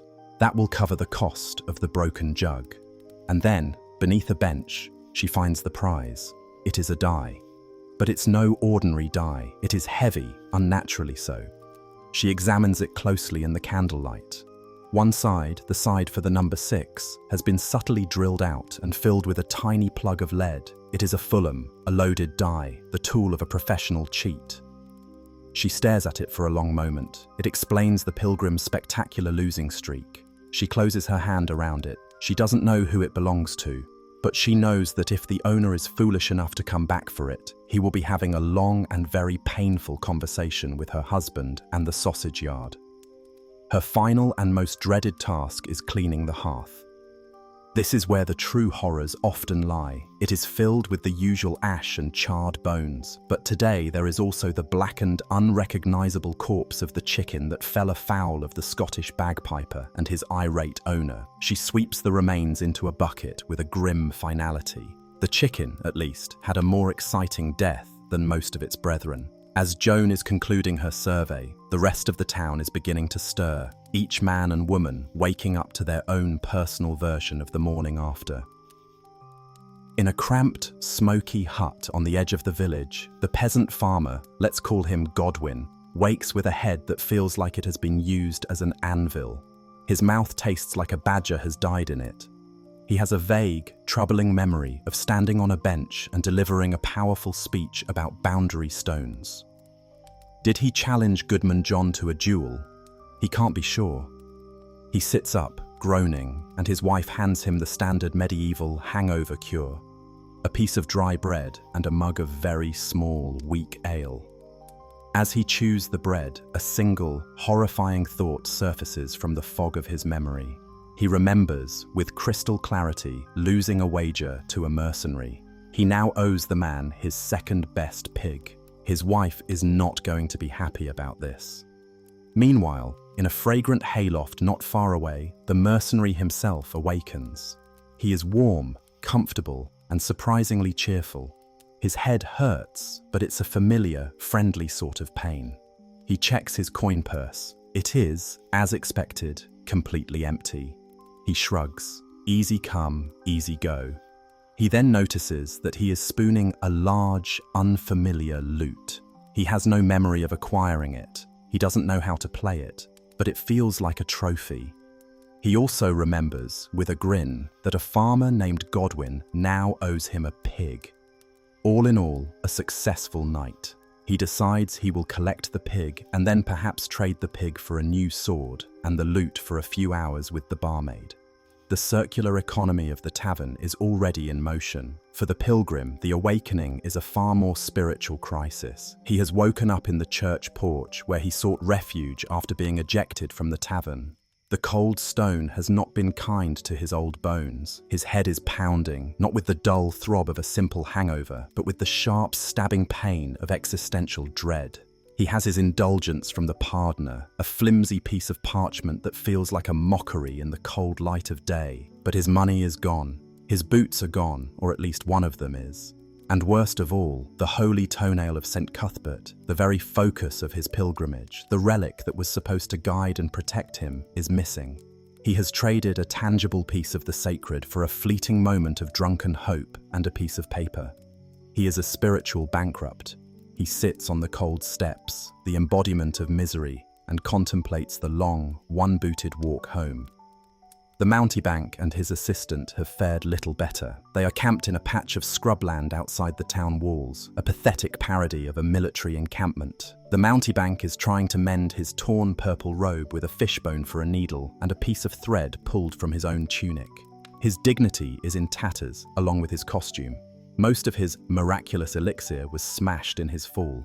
He is now trying to create a new batch, using a rusty helmet as a mixing bowl. His ingredients are what he could forage in the dawn light: stagnant pond water, a handful of dandelions, some bird droppings for texture, and a dead frog for potency.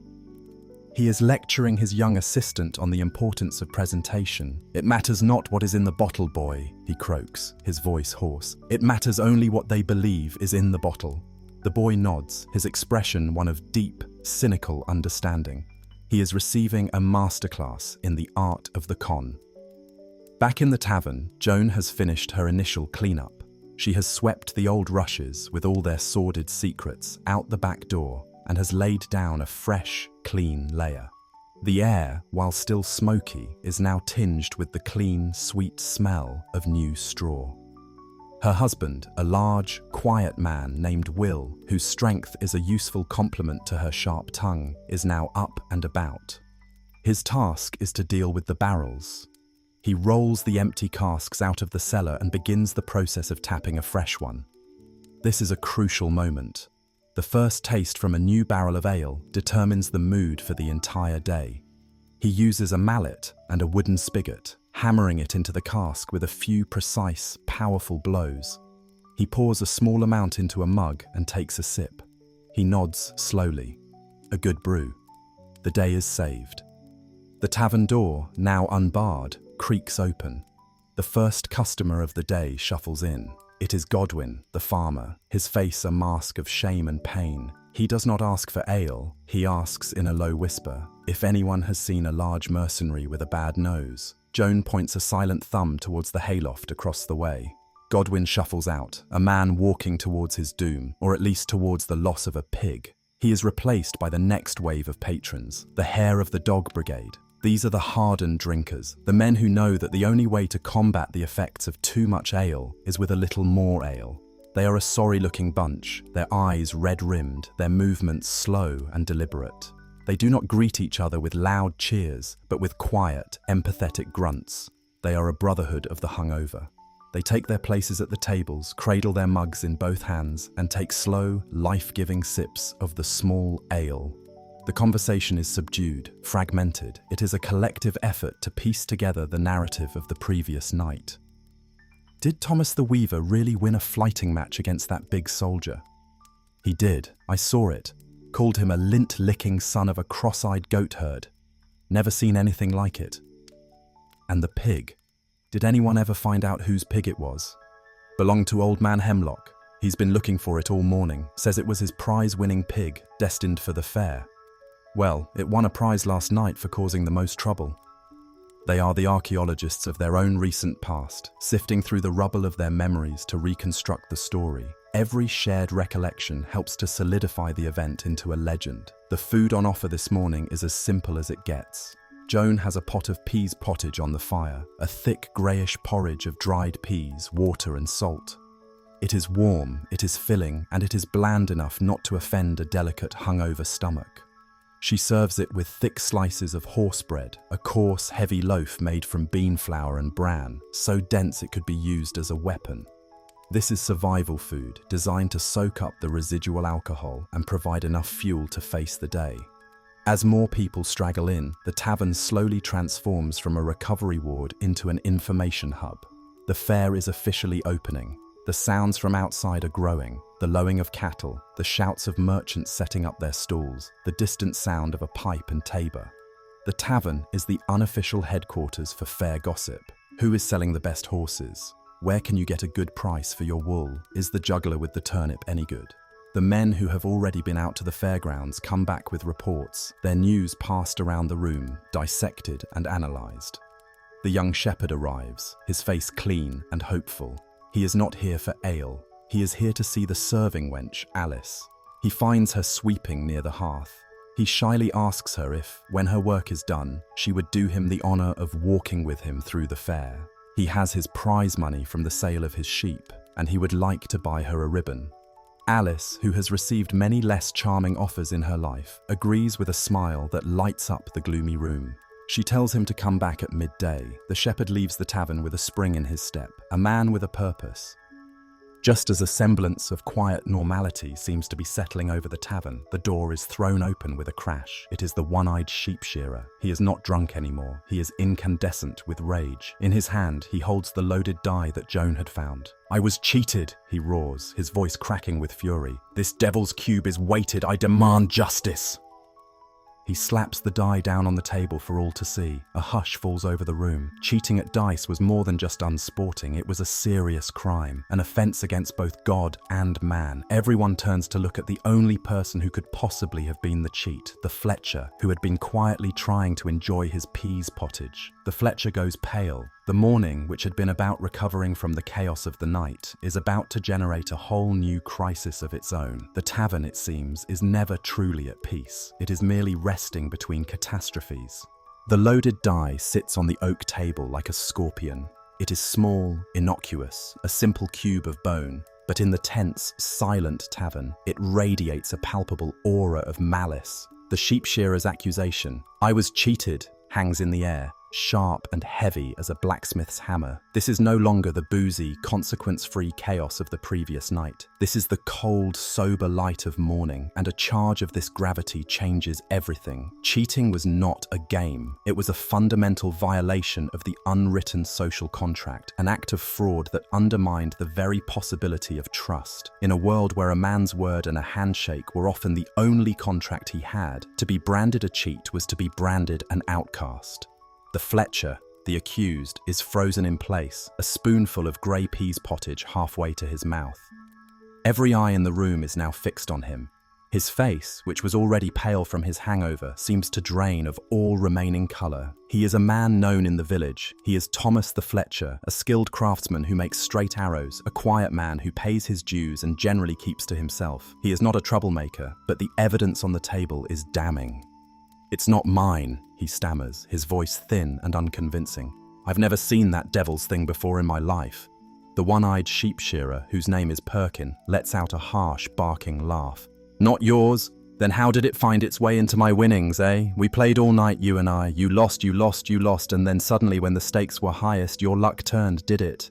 You won my prize pig, Godwin's prize pig, with a throw that felt like magic. This is the magic, friends." He picks up the loaded die and holds it aloft for all to see. The magic of a lead-filled bone. A low murmur ripples through the tavern. This is a serious matter. The men who had been nursing their hangovers are now sitting upright, their expressions grim. They are no longer just patrons, they are a jury. The alewife, Joan, steps forward from behind the bar, her arms crossed, her face a thundercloud. Her tavern is her domain, and this accusation has happened under her roof. She is now the presiding judge. "Let me see it," she commands, her voice cutting through the tension. Perkin hands her the die. She holds it in her palm, feeling its unnatural weight. She tosses it gently onto the table. It lands with a dull, heavy thud. A 6. She tosses it again. Another 6, a third time, a 5, the next heaviest side. There is no doubt. The die is a cheat's tool. Well, Thomas? Joan's voice is cold as riverstone. You heard him. You won the pig with a lucky throw. Perkin here says this was your luck. The Fletcher is sweating now, his pottage forgotten. He knows he is trapped. To admit the die is his would be to confess to being a thief and a cheat, to face public humiliation and likely a fine or a spell in the stocks. To deny it means facing the wrath of Perkin and the scorn of the entire village. He searches for a way out, his mind racing. It was dark, he begins, clutching at straws. The dice were not mine alone, others were using them. It could have been anyone's. Aye, Perkins sneers, but it was your hand that threw them when my pig was on the line. Are you saying a goblin crept in and swapped the dice just for that one throw? The situation is escalating. Perkin, a man not known for his patience, takes a step towards the Fletcher's table. The Fletcher, seeing him coming, shrinks back, knocking over his mug. The quiet morning is about to erupt into violence. But before fists can fly, a new voice enters the fray. It is the Weaver, the man who had won the flighting contest the night before. He is a small man, but he has a reputation for a sharp mind. He steps forward, holding up a placating hand. Hold a moment, Perkin, he says, his voice calm and reasonable. Let us not have blood on the floor before we've had our breakfast. There is a way to settle this. A proper way. Everyone turns to the Weaver. In a world where might often makes right, the suggestion of a proper way is a novelty. A trial, the Weaver says, a tavern trial, here and now. This is a stroke of genius. A tavern trial is not a formal legal proceeding. It is a form of community-led justice, a way for the village to police itself without involving the Lord's Reeve, who would likely just fine everyone involved and confiscate the pig for himself. It is a piece of theatre, a ritual, and a way to reach a consensus that everyone can, more or less, live with. Joan, seeing the wisdom in this, nods her assent. A trial it is. The tavern immediately transforms into a courtroom. The alewife is the judge, her authority absolute. The Weaver, by popular acclaim, is appointed as the man of law, a combination of prosecutor and defense counsel. The rest of the patrons are the jury. The pig, the object at the heart of the dispute, is the guest of honor, though it is still with Godwin, the farmer, who is at this moment trying to explain to his furious wife why their best swine is now the property of a mercenary. The Fletcher is made to stand in the middle of the room, a deeply uncomfortable defendant. The trial begins. The Weaver, with a solemnity worthy of a king's court, lays out the case. He calls his first witness, Perkin the sheep shearer. Perkin recounts the events of the previous night's game, his testimony growing more dramatic and emotional with each telling. He describes his initial victories, the turning of the tide, and the final, fateful throw. He paints a picture of the Fletcher as a cunning, predatory cheat, a wolf in sheep's clothing. Then, the Weaver calls the Fletcher to speak in his own defense. Thomas the Fletcher, a man unused to public speaking, stammers and mumbles his denials. He repeats that the die is not his, that it was dark, that he was drunk. His defense is weak, and the jury of hungover farmers looks unimpressed. The Weaver, in his role as investigator, then asks a crucial question. Perkin, he says, turning back to the accuser, you say you have been cheated. What is it you want? What is your desired remedy? Justice, Perkin roars. I want what is fair. I want my pig back, and I want this cheat to be punished. Put him in the stocks. Let the children throw rotten vegetables at him. The Fletcher flinches. The stocks are a terrible humiliation. The Weaver nods gravely. He then turns to the Fletcher. And Thomas, what do you say to this? If you are innocent, what would you have? I just want to be left alone, the Fletcher whispers. I want my good name back. I am an honest man. The trial now enters the evidence phase. The Weaver calls for anyone who witnessed the game to speak. Several men shuffle forward. Their testimony is a confused and contradictory mess. One man swears he saw the Fletcher palm the die. Another man swears the Fletcher's hands were on the table the whole time.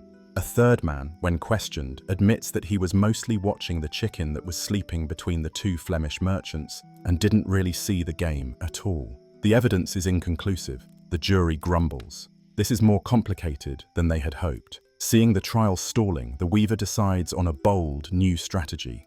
He calls a surprise witness. "I call to the stand," he announces, his voice full of drama. "Godwin, the keeper of the pig."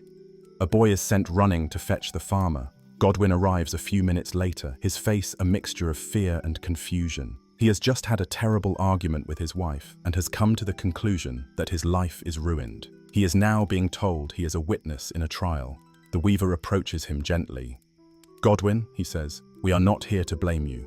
We are here to seek the truth. Tell us, in your own words, about the pig."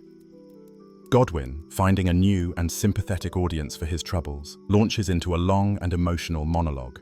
He describes the pig from its birth. He speaks of its intelligence, its fine character, its surprisingly clean habits. He recounts its victory at the last village fair, where it won a ribbon for being most pleasingly plump. He is not just describing a piece of livestock, he is eulogizing a beloved family member. The tavern listens in rapt silence, moved by his porcine soliloquy. By the end of it, several of the jurors are openly weeping. The Weaver lets the emotional weight of this testimony settle. He then turns to the jury. "You have heard the arguments," he says. "You have seen the evidence, the devils die. You have heard the testimony of the pig's own master. Now you must decide. Is Thomas the Fletcher a cheat who deserves the stocks, or is he an unlucky man caught in a web of circumstance?" The jury huddles together, their heads bowed. Their deliberation is a low, rumbling murmur of whispers. They argue back and forth. The evidence of the die is strong, but Thomas has always been a decent neighbour. Perkin is a known hothead. Godwin's speech has made them all feel very sorry for the pig. After several minutes of intense debate, they reach a verdict. Their foreman, an old farmer with a deeply wrinkled face, stands up. "We have decided," he announces, his voice creaky. The tavern holds its breath. "We find that it's complicated." A collective groan goes through the room. This is not the decisive, satisfying justice they were hoping for. "We believe Perkin was cheated," the foreman continues, "but we do not believe Thomas the Fletcher is a true cheat at heart. He is merely a fool who got carried away by the drink and the excitement of the fair. Therefore, he should not go to the stocks." The Fletcher sags with relief. Perkin begins to sputter in protest, but the foreman holds up a hand. "But," he continues, "a wrong has been done, and a price must be paid. And the pig is the true victim in all this." He pauses for dramatic effect. "So this is our judgment. The Fletcher, as punishment for his foolishness, must use his skills to make for Perkin, free of charge, a new longbow of the finest yew wood, along with 24 of his best arrows. This will be compensation for the insult." Perkin considers this. A fine new yew bow is a valuable thing. His anger begins to subside, replaced by a look of calculating greed. "As for the pig," the foreman declares, his voice rising to a crescendo, "the pig belongs to no one man. The pig belongs to the tavern. Tonight we shall roast the pig here, in this very hearth, and the entire village shall have a share of it. It will be a feast of reconciliation." This verdict is a work of pure, unadulterated genius. It is a solution so perfect, so elegant, that everyone is happy.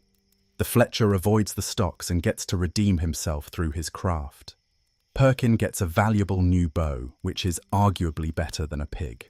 Godwin gets to see his beloved pig receive a heroic communal send-off instead of being sold to a mercenary. And most importantly, everyone else in the tavern gets a free meal of roast pork. Justice has been served, and it tastes delicious. A great cheer goes up. The Fletcher and the sheep shearer are pushed together and made to shake hands. The Fletcher, overwhelmed with relief, even claps Perkin on the back. The crisis is over. The community has healed itself. The tavern trial has been a resounding success. The alewife, Joan, nods in approval. This is the tavern at its best.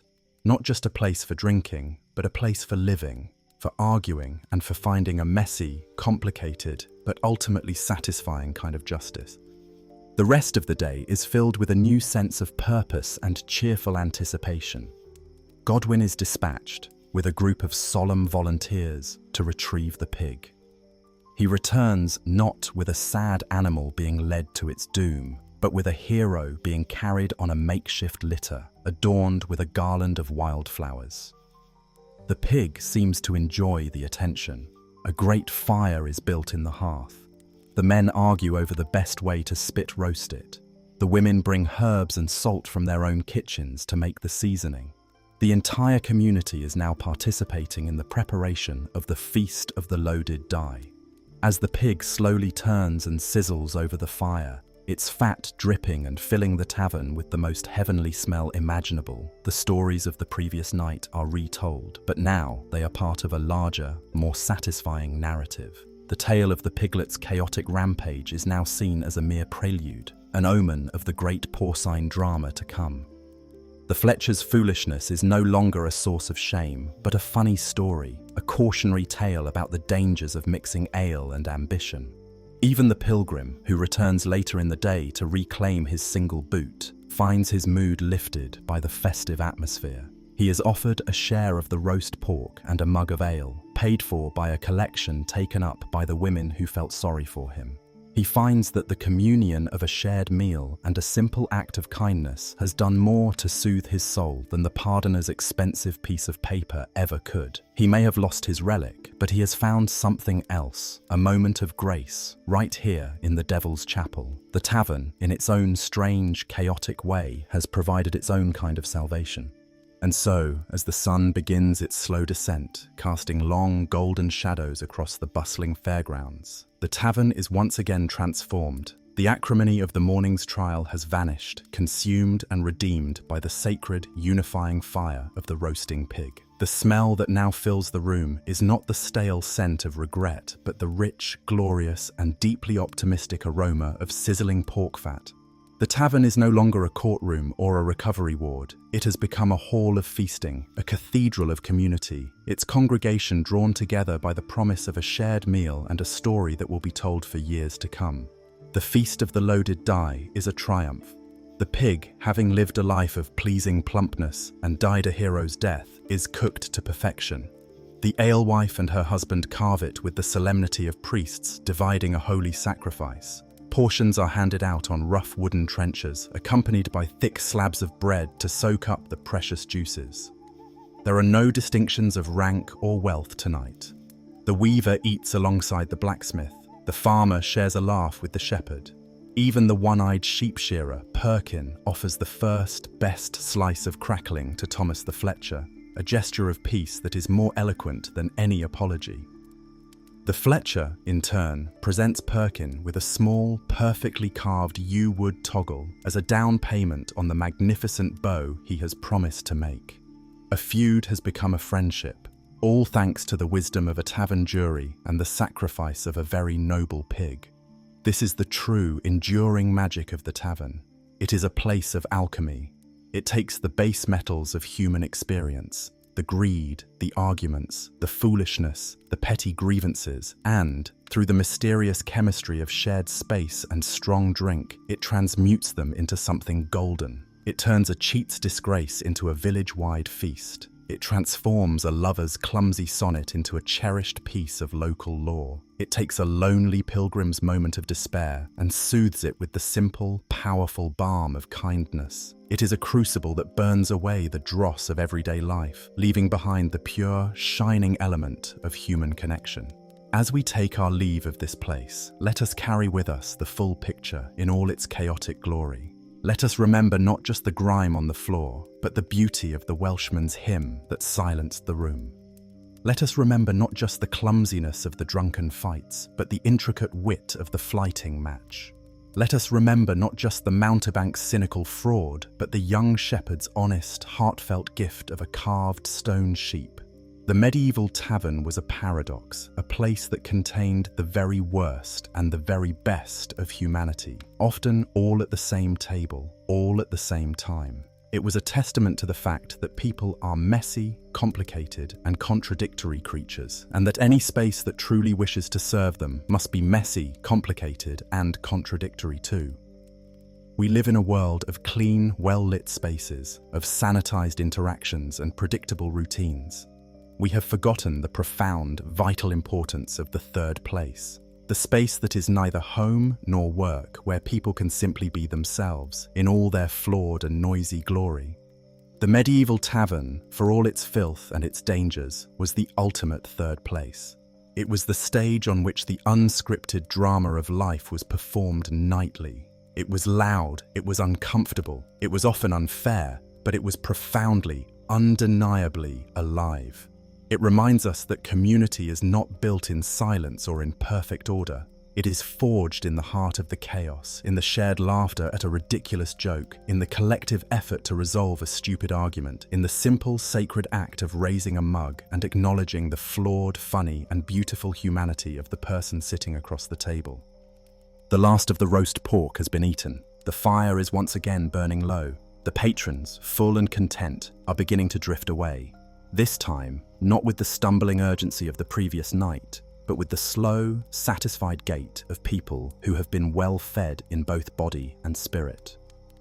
The stories of the last 24 hours have now passed into legend. The piglet will grow ever larger in the retelling, the mountebank more villainous, the weaver's insults more brilliant, the final feast more magnificent. The tavern has given its people another story to tell, another memory to bind them together. Its work is done, so let us draw the curtain on this scene. Let us leave the alewife to her well-earned rest, the Fletcher to his plans for a new beau, and the ghost of the heroic pig to its place of honor in the village's history. The fair will end, the travelers will depart, and the tavern will return to its normal, everyday level of chaos. But it will forever be changed, richer for the events we have witnessed. The hour is late, the feast is over. The great, noisy, vibrant heart of the medieval world is finally settling into a well-deserved slumber. May your own communities be as resilient, may your own disputes be settled with as much wisdom and creativity, and may your own feasts be as joyful, and may you always have a place to go where the stories are good, the company is true, and the laughter is loud enough to drown out the troubles of the world, if only for a little while. Sleep well, good night.